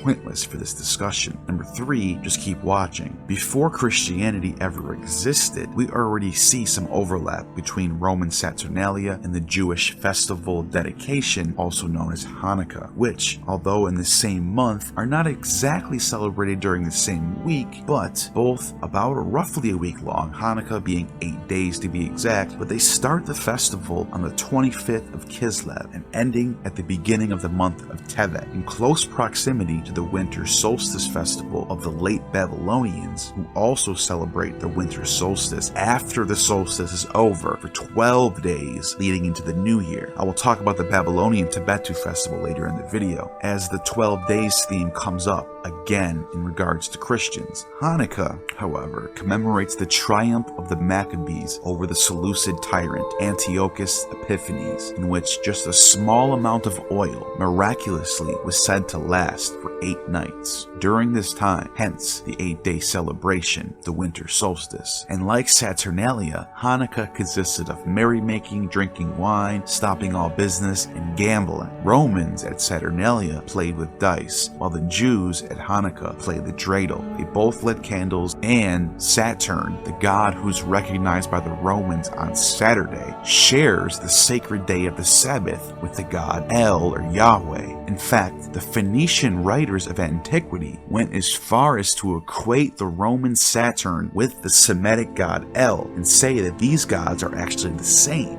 The allies of El, or Kronos, were called Elohim, just as those named after Kronos, Saturn, would have been Chronoi, Philo of Byblos. Kronos, who the Phoenicians call El, or Saturn, had an only begotten son named Yedud Sankoniathon. What I find interesting about Saturn in Roman customs is that his temple was also the treasure in the hands of the Saturnian priesthood, who acted as the bankers for the Roman people and held in their possession the gold, the silver, and the treasures of the Republic. Just as in Israel, the temple of Yahweh, or El, was also the state treasury. Saturn is often portrayed in surviving artworks, donning a veil and wielding either a sickle or a pruning knife, and oftentimes winged. El also depicted as a winged god, just as we see with this image of El from a Phoenician coin. Sankoniathon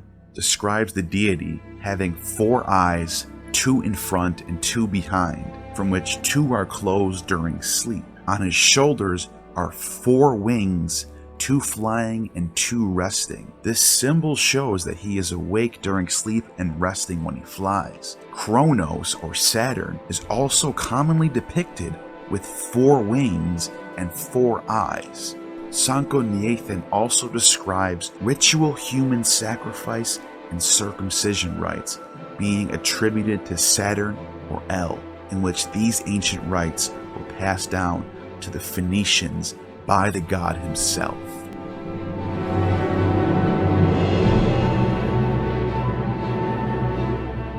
In the ancient city of Duga, North Africa and Tunisia, which was once occupied by Phoenician and Carthaginians, famous temple of Baal Hamon. Baal Hamon, who is usually equated with Jupiter or Zeus, was actually considered to be Saturn by the Romans, who took over this temple and repurposed this temple as a temple of Saturn. That is why I always say you should never look at 2 gods who are equated from different languages as being one-to-one in comparison. Even Zeus and Jupiter will eventually have their differences in their origins. Ammon, or Hamon, is sometimes equated with Jupiter and sometimes Saturn. In this case, the Roman imperial cult decided that this was to be a temple for Saturn, the successor for the title of Baal Hamon. It is at this location that some Roman writers thought that ritual human sacrifice to Saturn was carried out. There was in their city a bronze image of Kronos, Saturn, extending its hands,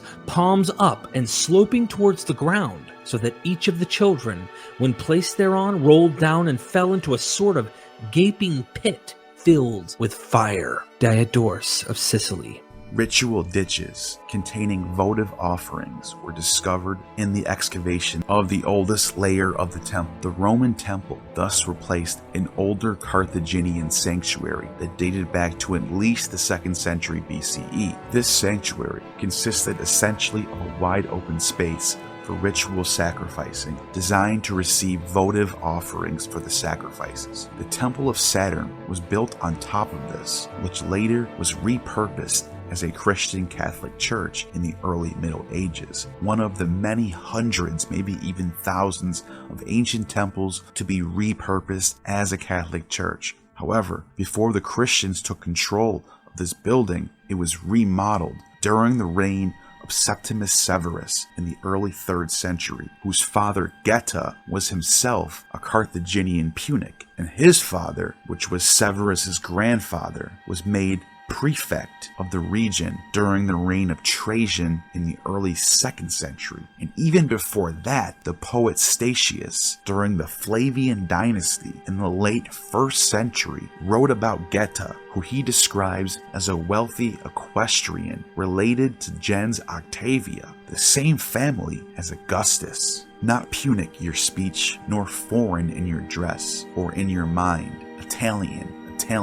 There are in the city and in Rome's squadrons those worthy of being Libya's sons. It is during this time, the Flavian dynasty, in the 1st century, in which Sol is venerated as a giant golden statue, which was built to honor Nero originally, but repurposed by Vespasian with a huge solar crown as the sun. The Flavian dynasty also issued coins with Sol on them, who was already at that time synced with the god Apollo since the time of Augustus. Augustus transformed the Roman Republic into an empire that contained hundreds of cults and dozens of languages, and made vast religious reforms to keep up with the new gods that Rome was acquiring from its new lands. Many gods were being synced together. One major synchronization is Apollo with the sun.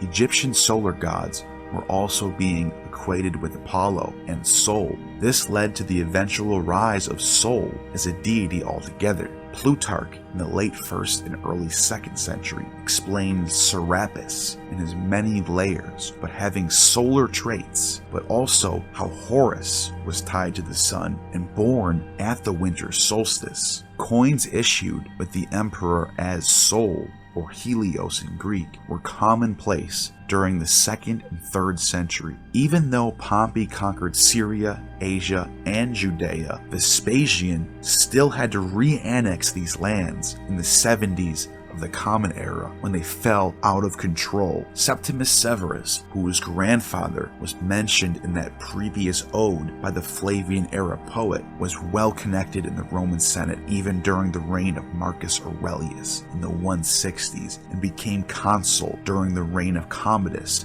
in 180. He then came out on top after the year of the 5 emperors and established the famous Severan dynasty, which was also, in my opinion, the beginning Eastern influence over Roman culture that would not only lead to the very changes in Roman religion that gave us Sol Invictus, but also simultaneously gives Christianity a stronghold in Roman culture among the lower classes, military ranks, and eventually higher, more academic circles too, which leads to the moving of the capital from Rome to Constantinople in the 3rd century. The Eastern world just became more important. It was during the Severan dynasty period in the late 2nd, early 3rd century, which we see the rise of Sol in Roman religion. We also see, for the first time in Roman history, coins issued with any Judeo-Christian references whatsoever, which depicts Noah and his wife in the ark. Half a century later, Philip the Arab, the first emperor to ever get baptized publicly, was reissuing the same coin once again, but with his own face on it. This shows us that not all Roman emperors were opposed to Judeo-Christian culture, let alone were persecuting Christians. Only a small few did, such as Diocletian, but it also highlights the massive amount of influence that Eastern culture was beginning to have over the West. There are some scholars who think that Septimus Severus owned images of Jesus that were made by the Christian Carpocratian sect, the Marcellians, in the 2nd century. Many of the Severans were Christians themselves, including Julia Avita Mamea, whose son Alexander Severus became the Roman emperor in 222. Septimus Severus marries Julia Domna in the year 187.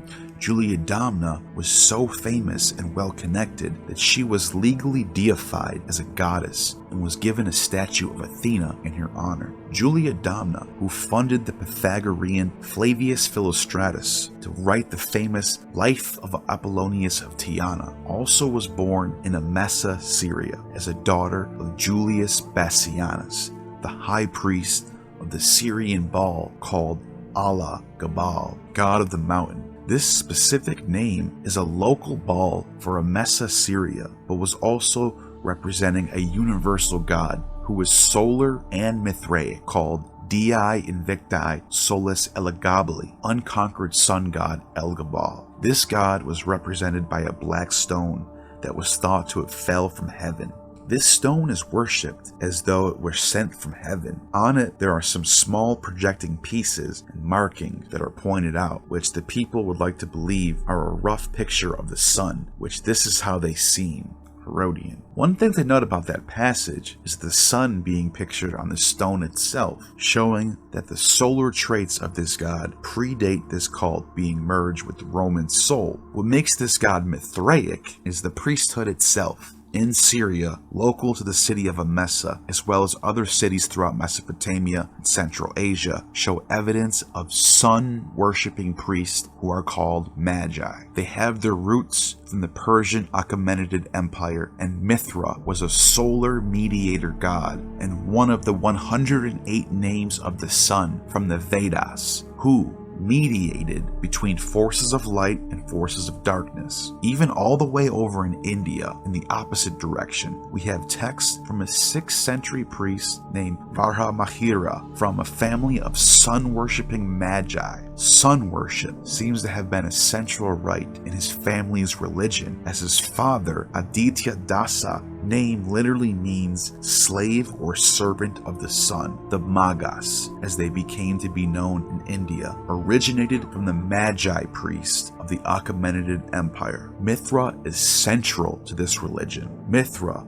is also found in the Persian Zendavesta, once again as a mediator who Zoroaster calls upon and prays to. Mithra in Persian theology has much overlap with that of Apollo in post-Augustan theology. Both of them are separate yet tied with the sun itself, and both are judiciary gods connected with truth and justice and oath binders. There are many who would try to argue that the Roman Mithras has nothing to do with the Persian Mithra. I think this is complete nonsense. First of all, in the archaeology, the votive altars show Persian loanwords. For example, Nama.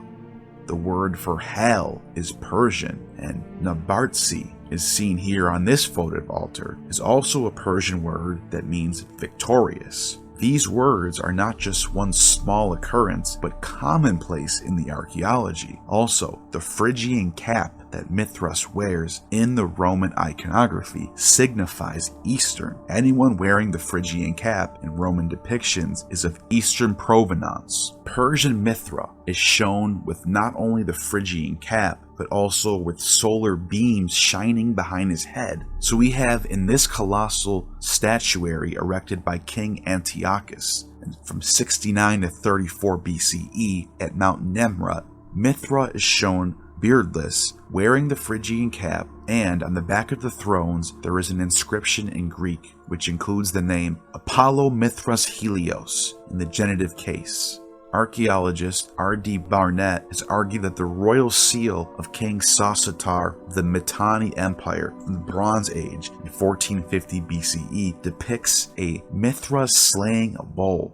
The earliest known mention of the Indo-Aryan Mitra, referenced as Mitra, appears in a peace treaty around 1500 BCE. This treaty, inscribed between the Hittites and the Hurrian kingdom of Mitanni, located southeast of Lake Van in Asia Minor, includes Mitra along with 4 other Indic gods as witnesses and guardians of the agreement. In the Vedic tradition, Mitra holds a significant position as a deity in the Rig Veda. particularly noted in Hymn 2 of Mandala 1, he is associated closely with Varuna. Both Mitra and Varuna are part of the Adityas, a collective of solar deities, a grouping that persists in later Vedic texts. Vedic Mitra is revered as the god overseeing honesty, friendship, contracts, and gatherings, but also daylight, imperial and mighty showerers, lords of heaven and earth, beholders of the universe. You approach Mitra and Varuna with variegated clouds to hear the sound of your praises, and cause the sky to send down rain by the power of the emitter of showers. Rig Veda. Vedic scholar Dr. Sayana says about this passage, Mitra is associated with the light of dawn and the morning sun, while Varuna becomes associated with the evening and ultimately night. In the Artha Veda, Mitra is associated with sunrise, and accordingly, Mitra is worshipped in the sunrise prayers of the Hindus. In the morning, Upasthana prayer recited to the risen sun after contemplation of the sacred Gayatri mantra is a collection of Vedic verses addressing Mitra. There is even a midwinter solstice festival known as the Mitrosavam, venerating Mitra as the sun.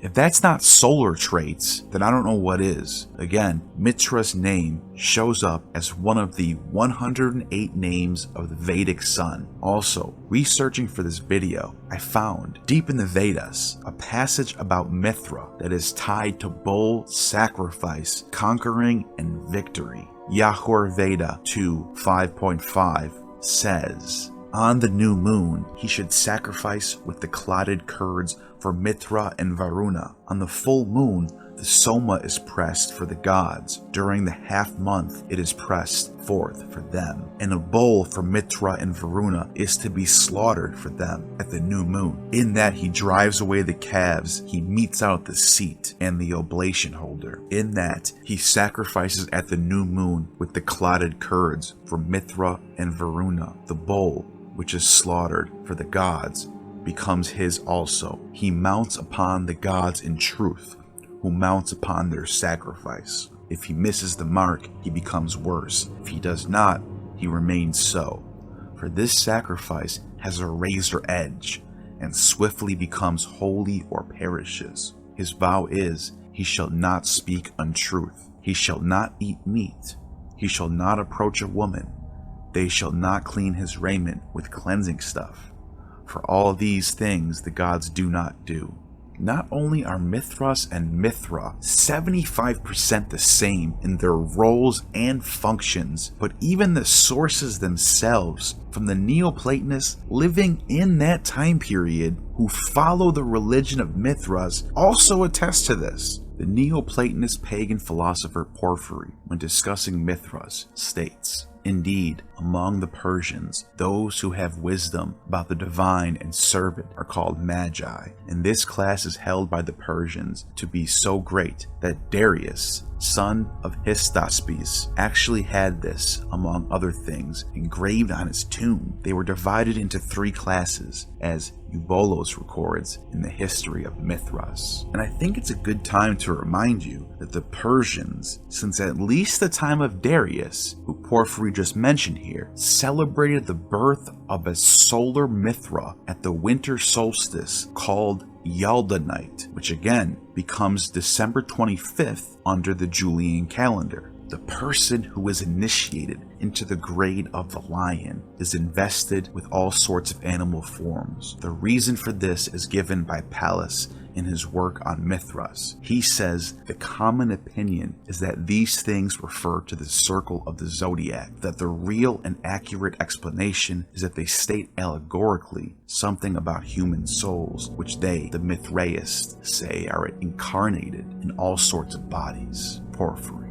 The Persian Pallas, who he cites here, was writing during the reign of Hadrian, So the zodiacal Mithras was already imported at the time and had long been practiced in Roman religion since Pompey defeated the Sicilian pirates and added many Cappadocians and Phrygians to the Roman Empire. And during that time, Apollo and Sol were already merged since the time of Augustus. But the Syrian priesthood of this god, under the name Elagabalus, had some unique features. All it took was for this god to be imported into the Roman pantheon, for him to become the Super Apollo Sol Invictus god that we eventually find. Here's how it happens.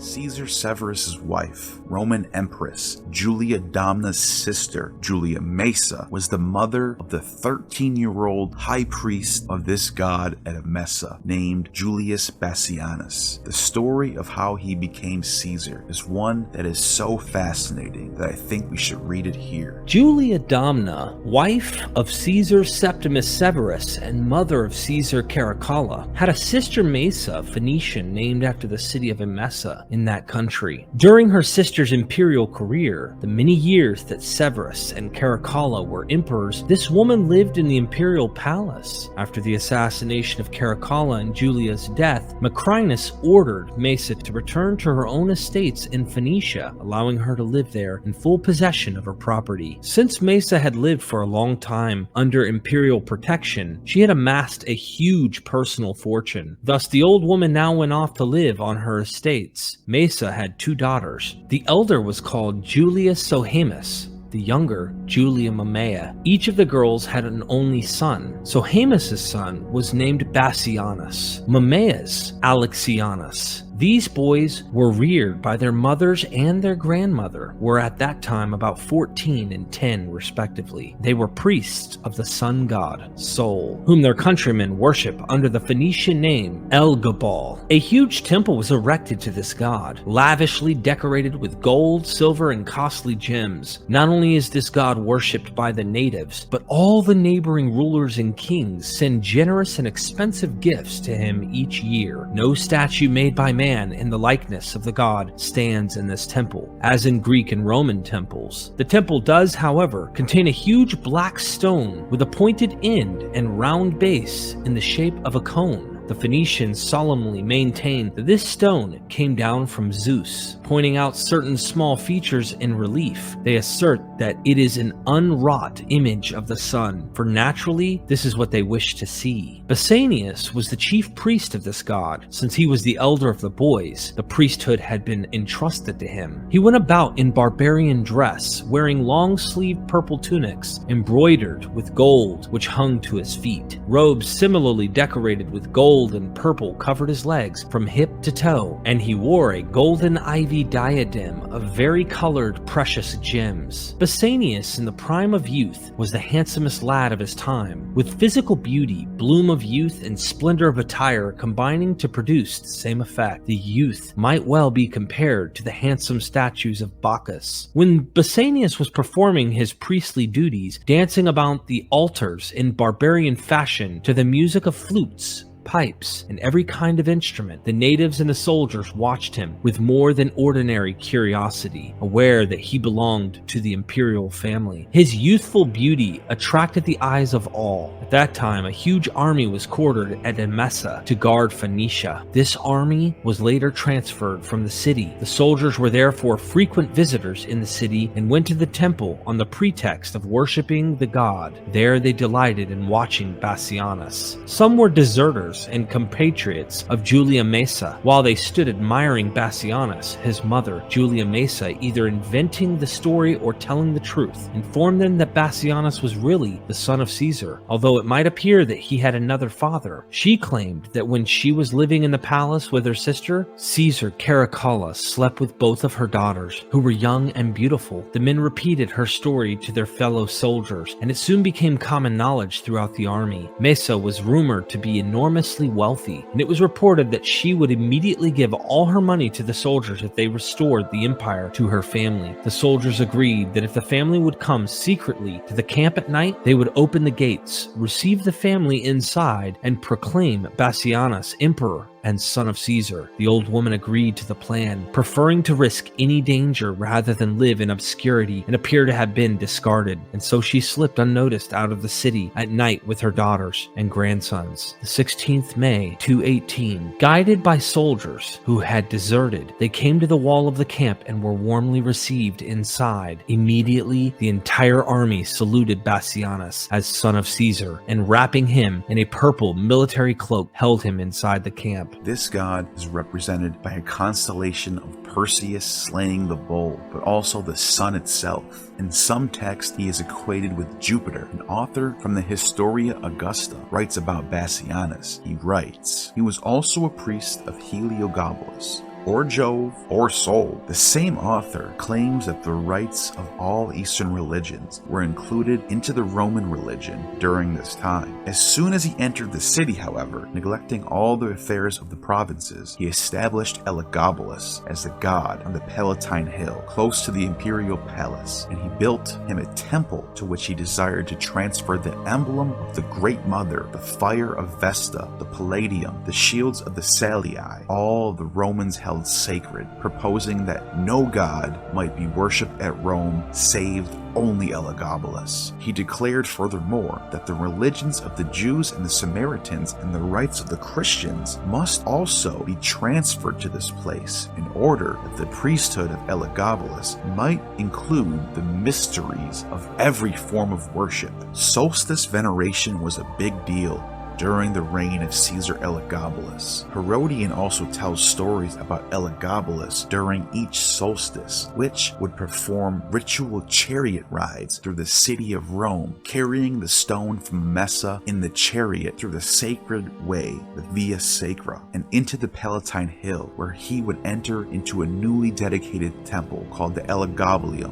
The huge temple was located in front of the Colosseum, and the temple platform was originally built under Domitian between 81 and 96 in honor of Jupiter Optimus Maximus Heliopolitanus, the highest god with the solar face, who was also worshipped in Baalbek, Syria. Despite Elagabalus's horrible fate, we know his religious reforms were still popular for multiple reasons. One being that his immediate successor rededicated the temple, but dropped the name Elagabalus back to Jupiter. But other than that, the name of Elagabalus being dropped, I don't think there was any reason to suspect much else was being changed. Well, the stone was gone too, but as Alexander was also from the same Syrian family, the primary sources also maintain that Alexander was also very much in favor of Syrian and Eastern culture, and some sources even claiming that he was very tolerant to Jews and Christians as well. Severus Alexander had a very long reign after Elagabalus, from 222 to 235, the longest of anyone since Antonius Pius, and his death marked the beginning of the crisis of the 3rd century, which not much religious reforms happened during that time, but ended with Aurelian on top. A total of 15 emperors would come and go within a short span of 35 years. Aurelian would continue the trajectory of Sol Invictus as the head god of the Roman pantheon, though the name Elagabalus was long forgotten. However,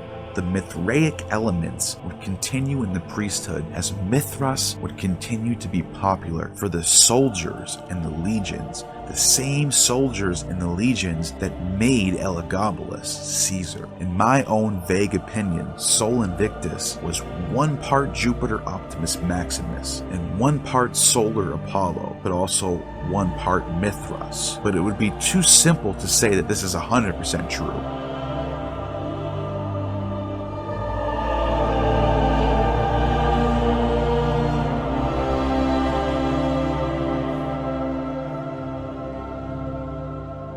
Here we could see a dedication made by a priest of Jupiter Dolichenes on behalf of the well-being of the emperors, to Sol Invictus and the genius of the military unit known as Aquitus Singularis Augusti, the cavalry arm of the Praetorian Guard during the Principate period of Imperial Rome, dated to around 150 CE. As early as the 1st century, we see multiple inscriptions that use Invictus as an epithet for soul. Invictus, unconquered or invincible, was also an epithet used for other Roman deities, including Jupiter, Mars, Hercules, Apollo, and Silvanus. Most of these gods were commonly portrayed in Roman Mithraeums across the Roman Empire, including the god Saturn too, who, like Mithras, played a special role in initiation. Both Sol Invictus and Saturn played prominent roles in the Mithraic mysteries, and Sol was equated with Mithras, even though they're also depicted as separate. Mithras slaying the bull, or tauroctony, is an image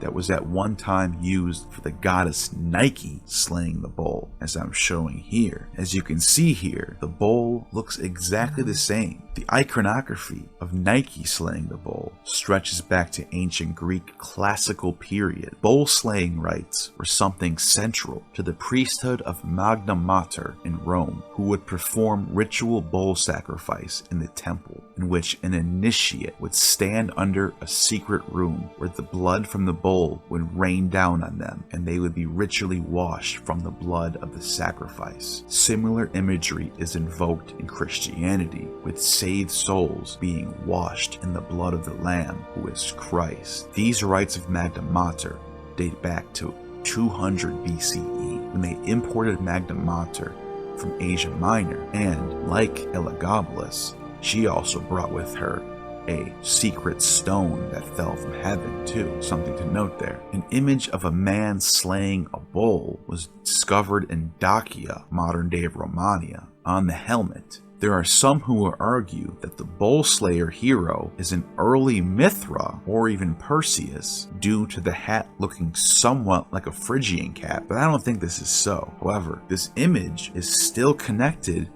to the Mithraic tauroctony in a different way, but even stranger in my opinion. Here we see Attis Mithras synced together. The Mithra Attis of Ponticapium is dated to sometime in the Hellenistic era. Some even say that this is neither Attis or Mithras, but Eros in Oriental dress. Whoever the deity is, it agrees with Macrobius over half a century later, who syncs them all anyway. He is dressed in a pair of trousers and a jacket, leaving the stomach and genitals uncovered. He grabs the bull under control with one knee, grasping one of its horns, one hand, and the knife raised high. The opposite side is said to have a triangular fire hole. As we see, Attis certainly depicted in similar fashion here in the 1st century BCE. Also, Eros Harpocrates, a Hellenized version of the god Horus from Egypt, from the same era, 1st century BCE, looks almost identical to Attis. The mixed conclusions to who the previous bull slayer is understandable, but it also brings a lot of context as to how these sons of God saviors became synced by the Romans. If we look at the image of Mithras slaying the bull here. Now, remember when I said that the bull slayer on the Dacian helmet could still be related to Mithras, even if it's not Mithras, but in a weirder way. This is why I said that. It's very hard to see, but scholars have found Latin text on the bull that is being slayed. The text reads, Nama Sabazio, also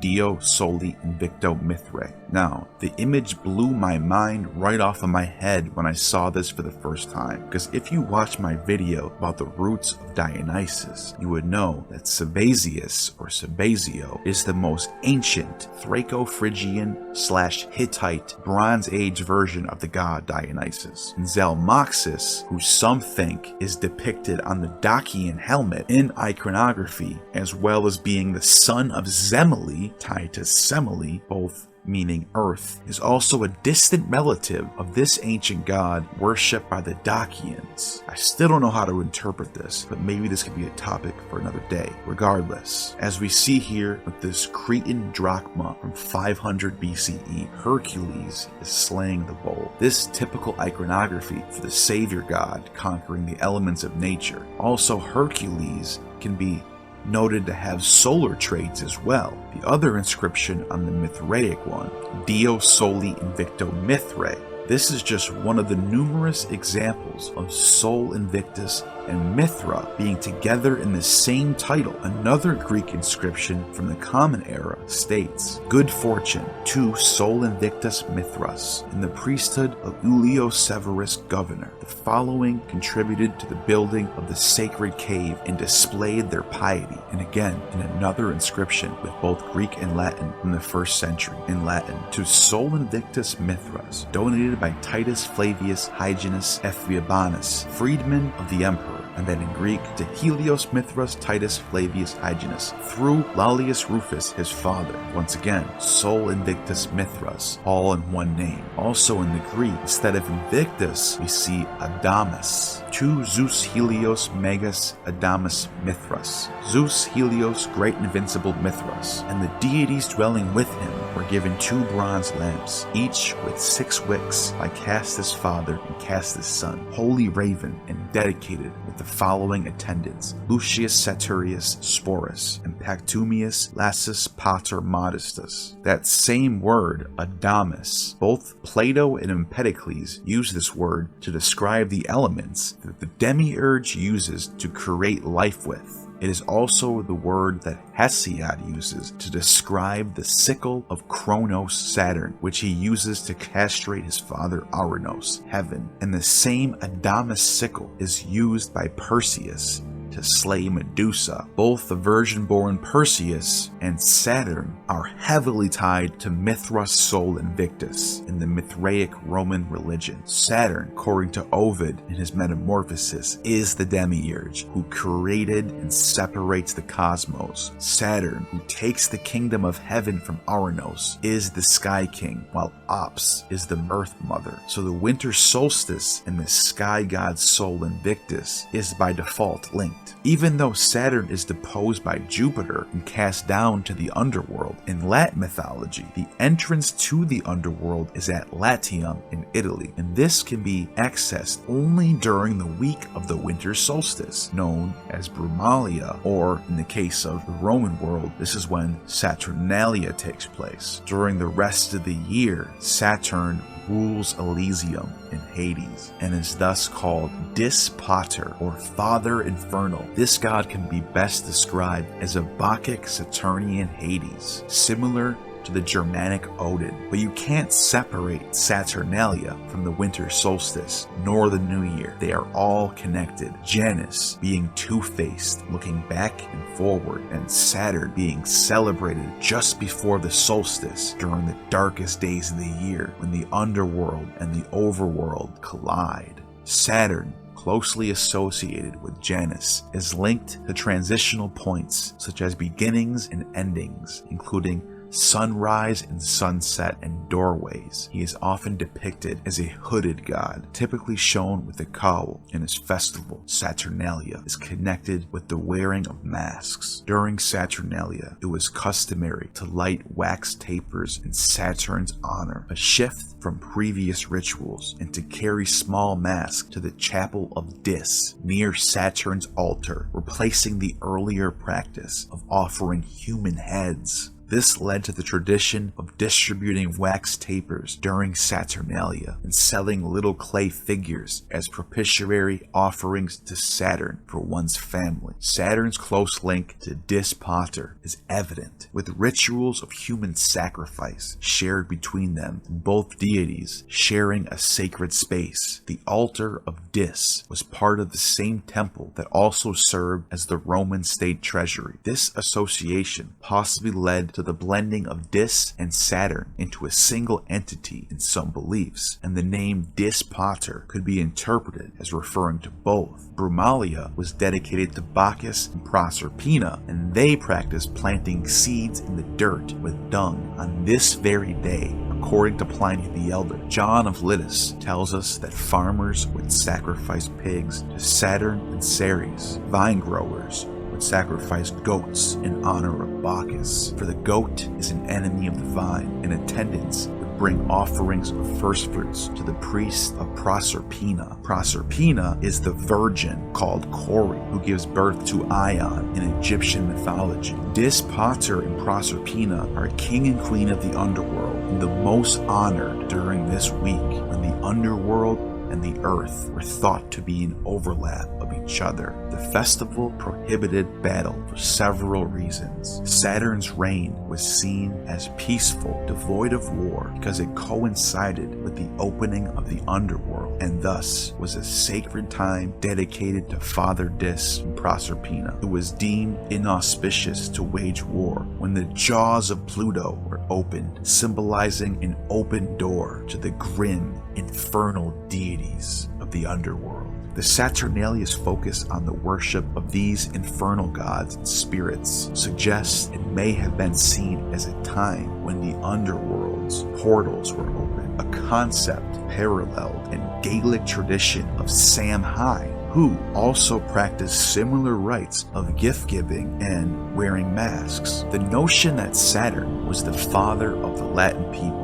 is an original Roman idea, later overshadowed by Greek-influenced stories about Aeneas. Even in tales of Aeneas, Saturn is acknowledged as the ancestral god voluntarily revered by the Latins. This idea mirrors Julius Caesar's account of the Celts, who claimed descent from a deity and marked time by nights, not days, hinting at a similar belief in Saturn as an ancestor. Other Italic peoples believed Mars fathered Picos, making Mars their ancestral deity. Macrobius mentions an annual ritual for a departed soul, followed by a day dedicated to Jupiter, believed to give and receive souls after death. This festival, dated December 23rd, concludes the Saturnalia with offerings to the dead, continuing the theme of Saturn's connection with the deceased. Gladiatorial games believed by some to be blood sacrifices to the god, which were traditionally held during Saturnalia and at large funerals, similar to the funeral games in Greek epics and Gaelic traditions involving martial contests. If Saturn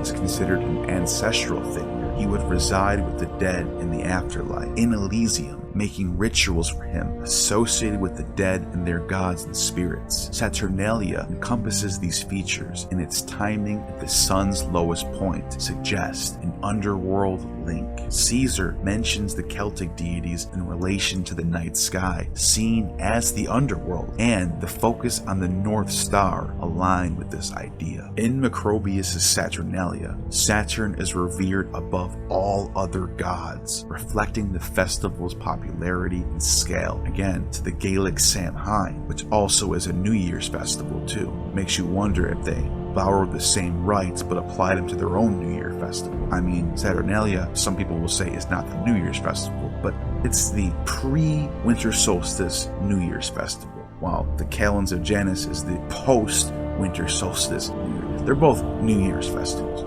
in their own way. As I'm trying to describe in this video, you cannot separate Saturnalia from the Winter Solstice, from Brumalia, or from the Calends of Janus, the double-sided face. They are all connected in this magical time of December. Its alignment with the Winter Solstice and potential ancient connections with similar European festivals such as Yule further emphasize its significance and widespread cultural impact. Brumalia, December 25th, is the beginning of the new sun and the end of the old one. Ovid, Fasti. Saturn was chiefly honored during Saturnalia festival, celebrated during this time, the week before the Brumalia, from at least the 5th century BCE, but some sources suggest that it is old as Rome itself, predating even the Etruscans and the Villanovan culture. This festival, which spans several days, the sources highlight how people look forward to gift-giving and the temporary freedoms granted to the slaves, the wearing of less formal attire instead of togas, and widespread revelry, making it the most joyous Roman celebration by far. Its vivacity led the poet Catullus to call it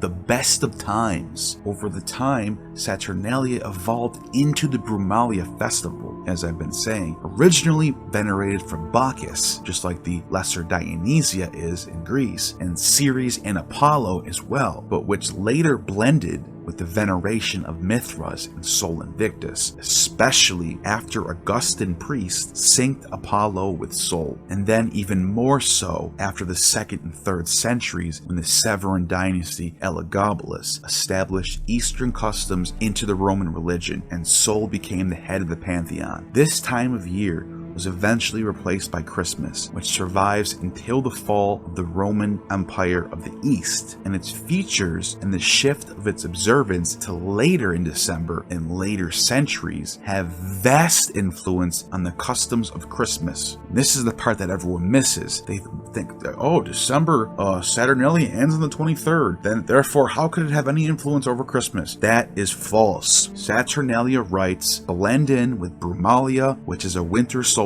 festival which continues all the way into the 11th century in the Eastern Roman Empire. Every year, someone from the plebeian class, usually a slave, would be chosen by lot to be the king of Saturnalia and would thus reverse the roles of the classes for the time, giving a slave a chance to live like a king and for the masters a time to serve their slave. Brumalia, however, was an extension to this magical time period and the middle point between Saturnalia and the New Year's calends of Janus, the remnants of Saturn's temple. We know this because we know that New Year's celebrations across Europe had these same Saturnalia-like rites being practiced, as if the week was just shifted to the end of the month. The remnants of Saturn's temple sit atop a base of travertine blocks and are constructed from the materials repurposed from older temples. The structure features Ionic columns with 8 still standing on the northern side. These columns are crafted from Egyptian granite with pink granite from Aswan for the side columns and gray granite from Mons Claudianus for those on the facet. Highlighting their varied origins, 3 columns are single pieces while others are made from 2 fitted sections. The Ionic capitals, the only parts explicitly made for the temple, are carved from Thasian marble in a typical late antique style. The architrave are adorned with Ionic frieze of Anchithus leaves and palmatus, originated from the site's previous temple built by Julius Caesar's general Lucius Mutianus Plancus in 43 BCE, using spoils from the Syrian campaigns. This temple, in many ways, was the symbol of Rome's dominance over the Mediterranean world, and with the addition of the Syrian columns, marking its now dominance over the Mesopotamian world too. Saturn continued to remain mysterious, secretive, and highly venerated, even in later times when the Mithraic religion of Sol Invictus dominated the Roman imperial cult. The highest grade of initiation, the Pater, was symbolized by Mithras' cap and Saturn's sickle. These are the 7 grades of initiation. 1. Mercury, Raven, with the cap and the caduceus of Mercury. 2. Venus, male bride, with a lamp and diadem of Venus. 3. Mars, soldier's kit bag, with lance and helmet of Mars. 4. Jupiter, lion, with sacred sistrum and thunderbolt of Jupiter. 5. Moon, Persian sickle, with the crescent moon. 6. Sun, with torch, whip, and halo of sun. 7. Saturn, father's staff and bowl, and Mithras' Phrygian cap, and Saturn's scythe. Hail to the Sunrunners under the protection of Sol. Hail to the Persians under the protection of Luna. Hail to the Lions under the protection of Jupiter. Hail to the fierce soldiers under the protection of Mars. Hail to the male brides under the protection of Venus. It is suggested that the highest rank of Saturn, the Pater rank, is not mentioned in this inscription due to its secrecy. The final and most exclusive level of attainment was the bond between Saturn and Mithras, the most secretive and most prominent level of initiation. It was known that the last high priest or hierophant of the Eleusinian mysteries was himself a Pater, level 7 initiate of the Mithraic mysteries, as these high-ranking initiates were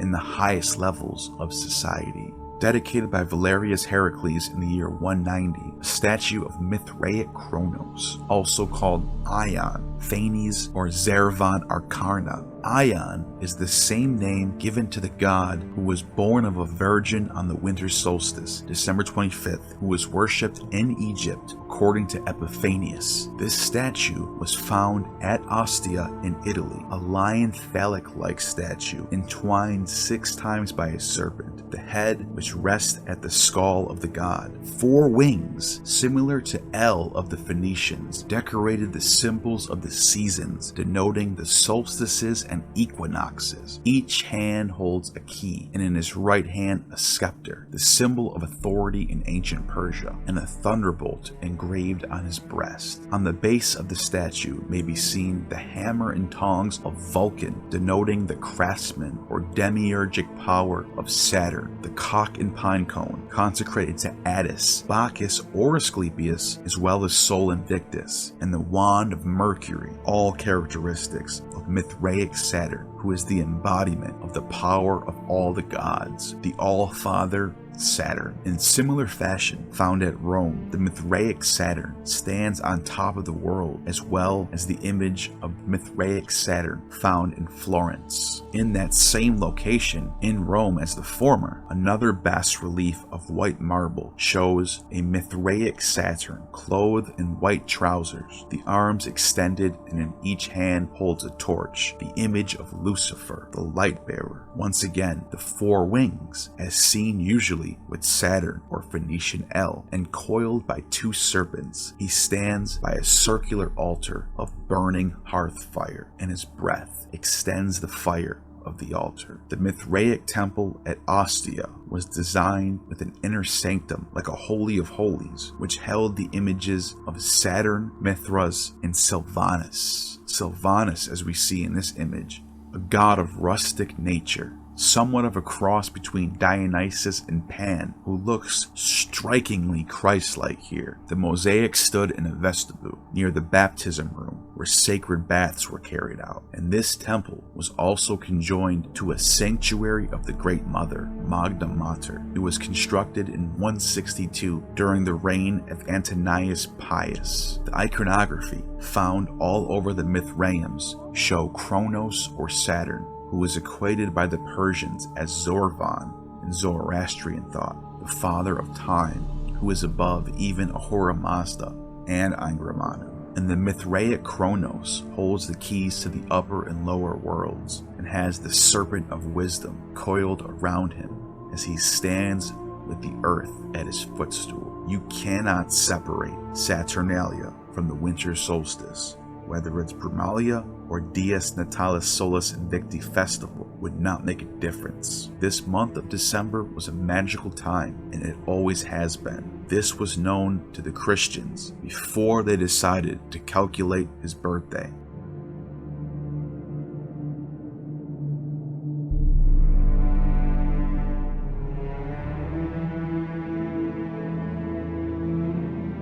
In the year 274, Emperor Aurelian established the Dies Natalis Solis Invicti Festival, translating to the birthday of the unconquered sun on December 25th, aligning with the winter solstice on the Roman calendar. This annual celebration in Rome included an impressive 30 chariot races. According to Gary Forsyth, a professor of ancient history, this festival was a delightful extension to the Saturnalia from December 17th to the 23rd, which was the most festive time in Rome since the days of the Republic, marked by revelry, feasting, and giving gifts. Further, in 362, Emperor Aurelian mentioned in his hymn to King Helios that Agon Solis, a sun festival, took place at the conclusion of the Saturnalia in late December. Most of the religious rites of the Mithraic religion was done in secrecy, and not much written down in text survive outside of inscriptions and the Greek magical papyri. We do, however, have a few valuable sources from hostile witnesses, the Christian church fathers, who we can examine and take with a grain of salt to help us unpack the mystery of this religion. It is thought that the initiates into the mysteries of Mithras, blindfolded, head shaved, and taken naked inside a dark cave to go through a mock death and resurrection ritual. Moreover, what about the ludicrous performance that they experience blindfold in the cave? They are blindfolded in case their eyes shudder at being so disgustingly degraded. Some, like a bird, flap their wings, imitating the cry of a raven. Some roar like lions. Some have their hands bound by chicken gut and are cast over pits full of water. While some, who calls himself the Liberator, comes up with a sword and breaks his gut. Pseudo-Augustine. Sources like these remind me of close proximity the Roman Mithras cult is to the Orphic mystery religions of Bacchus. Secret initiation and displays of divine mania. The initiation takes place in a cave, a veritable camp of darkness. A garland or crown is offered to the novice on a sword, a kind of mockery of martyrdom. It is then fitted on his head, but he is instructed to put his hand in the way and cast it from his head, transferring it, if possible, to his shoulder, saying that Mithras is his garland, and from then on he never wears a garland, and this is the mark of his initiation. Whenever he is put to the test at the oath-taking, and is immediately recognized as a soldier of Mithras, if he casts aside the garland, if he says that the garland lies in his god. Tertullian. Underneath the church of Santa Prisca in Rome is an ancient Mithraeum with astrological inscriptions, and a hole in the wall allows sunlight to reach the place where Mithras abode, is dwelling above the underworld, where we can see the face of the chthonic god Serapis, also equated with the god Dis Pater, a Mithraic cameo showing the miracle birth of Mithra from a rock between the Dioscuri, surrounded by secret Mithraic symbols, among them the cup and bread of the Eucharist. As Plutarch states, the great majority and the wisest of men hold this opinion. They believe that there are two gods, rivals as it were, the one the artificer of good and the other of evil. There are also those who call the better one a god and the other a daemon. Zoroaster the Magus, who, they record, lived 5,000 years before the time of the Trojan War, he called the one Ahura Mazda and the other Ahriman, and he further declared that among all these things perceptible to the senses, Ahura Mazda may best be compared to light, and Ahriman conversely to darkness, and midway between the two is Mithras. For this reason the Persians give to Mithras the name of mediator. Zoroaster, he has also taught men the rites of the Eucharist for Ahura Mazda, and averting morning offerings to Ahriman. They pound up in a mortar a certain plant called Haoma, at the same time invoking Hades and darkness. Then they mix it with the blood of a wolf that has been sacrificed and carry it out and cast it into the place where the sun never shines. The birth of Mithras is one that has wide-ranging views and debate. We don't really know much about it other than what the iconography says and what we know about the Persians celebrating Yalda Night on the winter solstice, which could very well point to Mithras having been born at this time. But it's also a very nuanced concept to say that Mithras and Sol are one. There is a claim that 3 PhDs in the field hold: Iranian mythology scholar Mary Boyce, PhD, author of The Mysteries of Mithras, Payam Nabar's PhD, and Dr. Karen Rawls of UC Berkeley, who all concur that there is a Seleucid-era inscription from around 200 BCE that states, Anahita, the Immaculate Virgin Mother of the Lord Mithra. I was not able to find an image of this inscription, but I don't think they're lying either. Other than that, we do have quite a few images of Mithras being born from a rock. A bas-relief found in the crypt of St. Clement's at Rome under a rock. Dagger in one hand, torch in the other. Then there is the bas-relief of Mithras born of a rock holding grapes, which replaces the Persian Haoma drink found in a villa in Italy.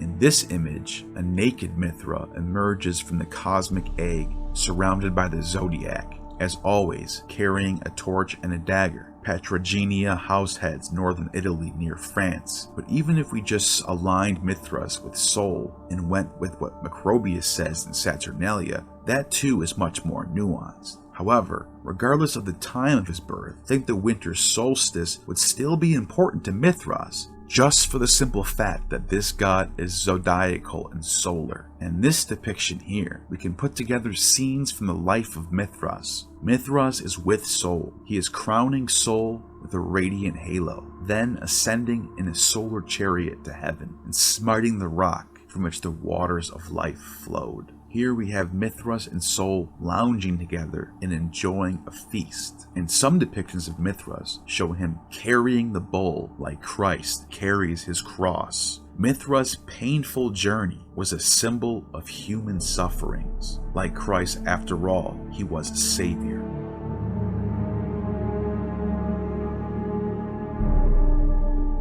Now that we've demonstrated how important this time period was to the Romans, not only the winter solstice of December 25th, but just this time of the year in general, December, as a time of merrymaking, gift-giving, revelry, decorating the halls with greenery and hanging wreaths. You have probably heard millions of times, especially around this time of the year, that December 25th, which was the winter solstice during the Roman Empire, when the Julian calendar was in use, was chosen as the birthday of Christ in an attempt to steal the birthday of Mithras, or Sol Invictus, or Horus, or something to that effect. And you probably also heard, equally as annoying, from either Christian apologists or some smug academics or wannabe intellectuals, that this is in fact a lie, and that the oldest mention of Christ's birthday on December 25th actually predates Sol Invictus's birthday. Now, depending on who told you this, you are probably misled, because the academic papers that they claim to cite don't actually say this. They only say that the feast dates of Sol Invictus, issued by Aurelian in 276, in fact, after Christians calculated Jesus' birthday in 236, citing Hippolytus as the earliest to calculate these dates. But what they don't talk about is, who cares about a feast date? Sol Invictus and the winter solstice was already thriving long before Hippolytus was even alive. Let me circle back to that after I explain the calculation theory by Hippolytus.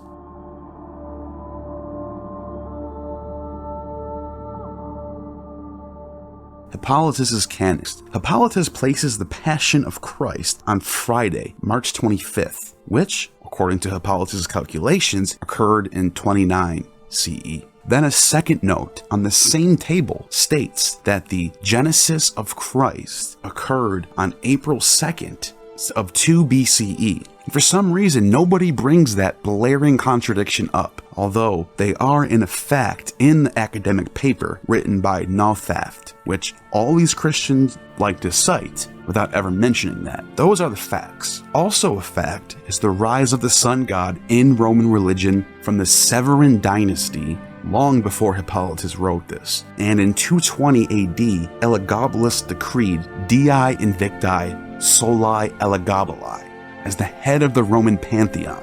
This is before Hippolytus wrote the Chronicon in 336, which is the other text that is needed to make the argument for the calculation theory. Chronicon, another text written in 336 by Hippolytus, says the following. From Adam until the transmigration into Babylon under Jeconiah, 57 generations, 4,842 years, 9 months.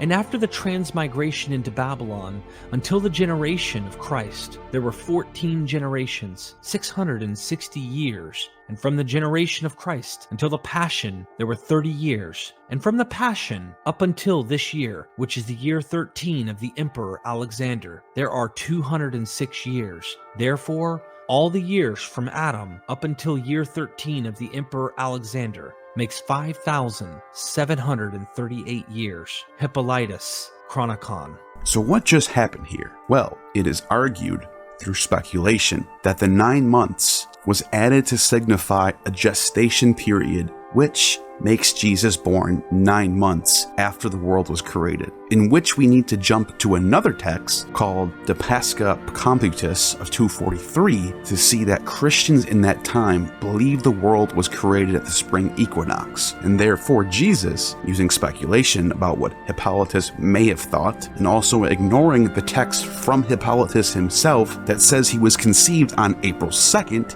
And then, only then, we get an earlier date for December 25th, Jesus' birthday. And this is what annoys me so much about this whole topic. It is perfectly fine to do all these calculations and wild speculations about a theory that moves the Christian December 25th birthday of Jesus back a few measly months, and Christians celebrate this as a victory over Aurelian's later feast date while ignoring how the solstices and equinoxes never had feast days to begin with, but were nevertheless always listed on pagan calendars and noted by the ancients as long as records show. For some weird reason, any speculation about the winter solstice being an important date to a literal sun cult venerating a literal solstice is somehow going too far and needs more evidence, like some sort of conspiracy. But placing all of these 9-month calculation games and speculating on what Hippolytus thought, completely fine. We know Christians repurposed pagan temples, old Mithraeums, and built churches over old pagan sites, and we know that Christians went even as far as making up stories about Demeter telling her priests to worship Jesus, the story of Saint Demetrius, so they can co-opt what was left of the Eleusinian mysteries. And get this, in a letter from the year 395, the early Christian church father Jerome says, Bethlehem,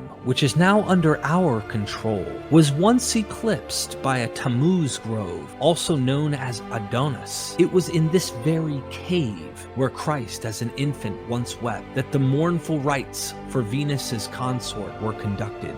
This particular cave was apparently transformed into the location of the Church of the Nativity. The point I'm trying to make is, we know that the early church was notorious for repurposing ancient pagan sites, festivals, and ideas into Christian ones. I am in no way saying that Christians are secret pagans. I'm not saying that. I'm only pointing out the painfully obvious fact that the early church did what it had to do in order to transfer over cultural norms in the smoothest way possible. That December 25th was another example of the church purifying a popular tradition so they can co-opt it like they did elsewhere. And as far as Saturnalia traditions go, the dates 17th to the 23rd are beside the point. The rituals during the month of December, leading into the calends of January, which is also a time of festivities, is clear to me that these traditions held on within the lower classes in the empire and beyond. To me, that is just common sense. And I credit the church for keeping that time of the year a special time. The earliest sources suggest, with overwhelming evidence, that this date was altered from January 6th, with the conception taking place in early April, either the 2nd or the 6th, and then was altered or shifted to December 25th and April 25th to align with the solstice and equinox.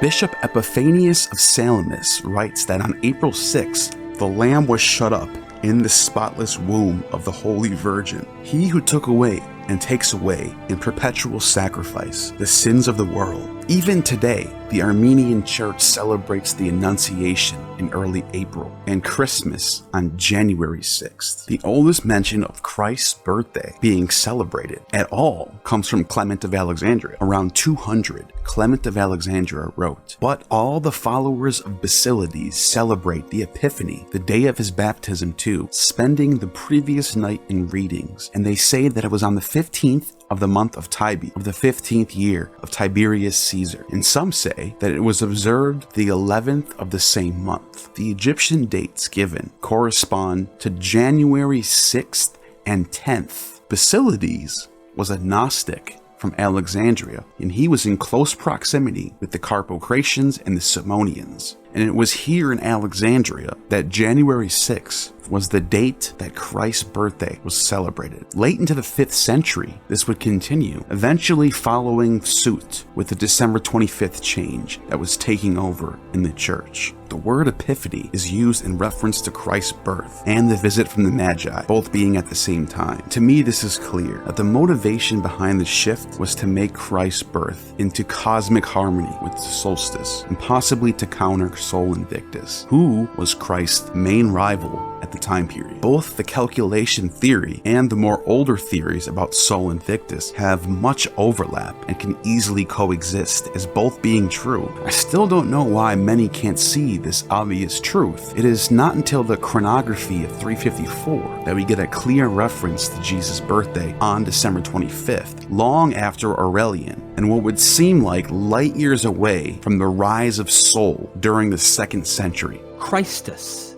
in Bethlehem, Judea, December 25th. Christ is born in Bethlehem. Chronography of 354. The church father Ambrose, around 390, for example, described Christ as the true Son who outshone the fallen gods of the old order. Syriac biblical commentator Dionysius Barsalabi states that in ancient times, the Christmas holiday was actually shifted from January 6th to December 25th, just as I demonstrated, so that it fell on the same date as the pagan Sol Invictus holiday. Puritans in later times would reject Christmas as Roman paganism and made laws that outlawed any festival during this month and kept businesses running, in opposition to the spirit of the Roman Saturnalia and New Year's festival of Janus.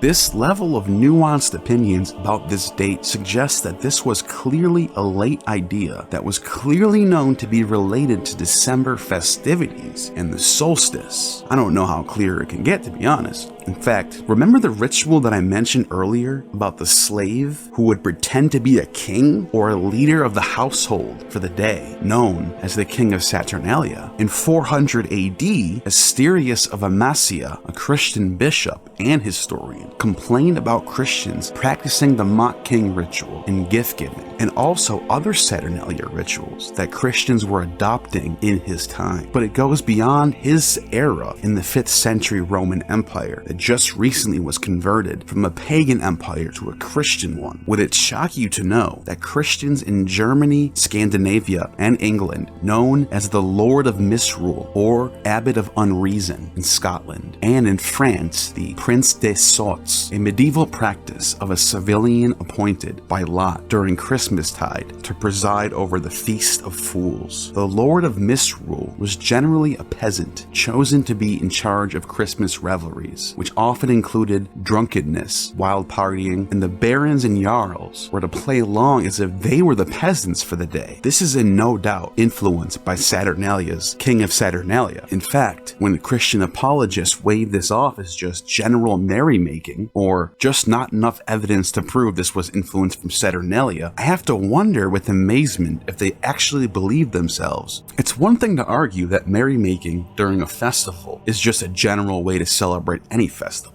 But here we are with something so specific as the making a peasant into a king and the reversing of roles. Not only is this exactly the same as the King of Saturnalia, but it's during the same time of the year, celebrated by people living in the same part of the world. People who also have statues of the Roman emperors like Caesar, still standing as heroes to the European folk, who use the same Latin alphabets as the pagan Romans did, travel on the same roads built by Romans, live in the same cities, who, even as Christians, they still paint the old gods like Saturn and Venus and Mars, painted so beautifully by the Renaissance painters. Do you think these people just forgot about their cultural roots? To deny the cultural exchanges and inspirations is to just deny the cultural milieu of the Western world itself, and to show lack of any knowledge on this subject. This is not only a Saturnalia and Calends of Janus rite, but it also is practiced by Europeans in the Middle Ages for the months of December, along with the mock king ritual. And yet, to prove this even more, we can examine the pagans of Ireland practicing similar New Year celebrations, which were practiced in the days of ancient Rome during the Calends of January, but for the eve of the Samhain festival, which is the New Year celebration for the ancient Celts. passed down to the Irish, and then makes its way into the New World in Halloween in America. The ritual of having children go from house to house and trade gifts. This festival teaches even little children, artless and simple, to be greedy, and accustoms them to go from house to house and offer novel gifts. Fruits covered with silver tinsel. For these they receive, in return, gifts double their value, and thus the tender minds of the young begin to be impressed with that which is commercial and sordid.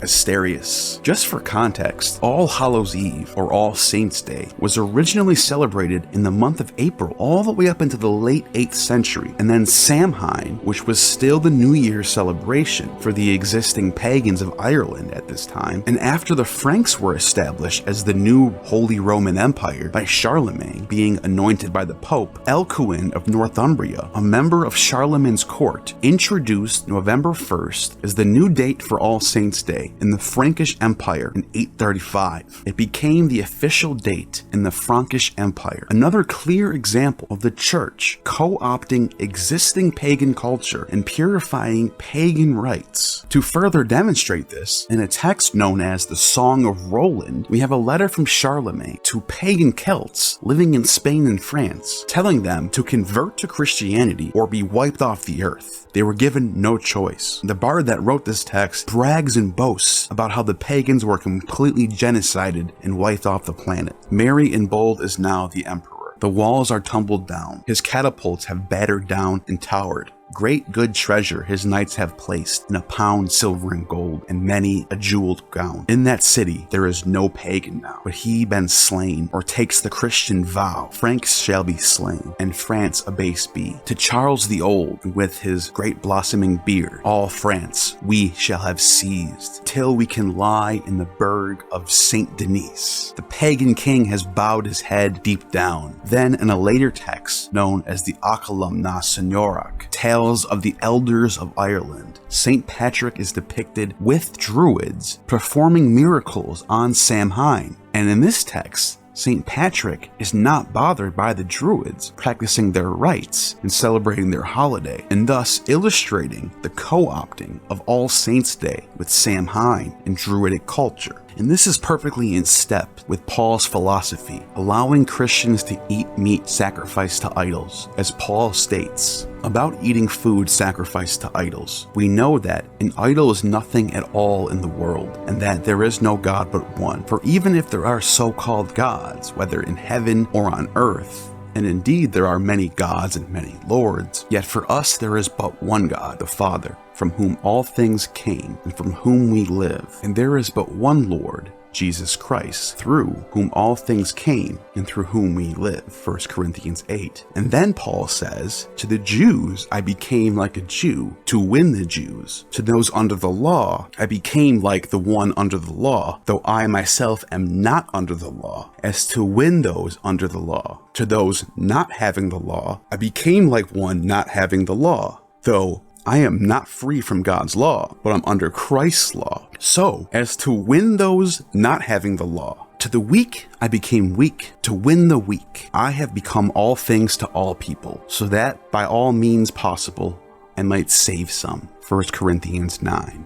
In the year 604 of the Common Era, Pope Gregory I sent a letter to the Bishop of London, Abbot Mellitus. This is what he said.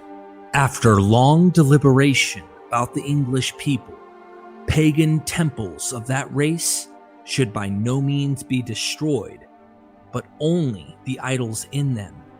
To consecrate these places, take holy water and sprinkle it in these shrines. Build altars and place relics in them. For if the shrines are well built, it is essential that they should be changed from the worship of devils to the service of the true God.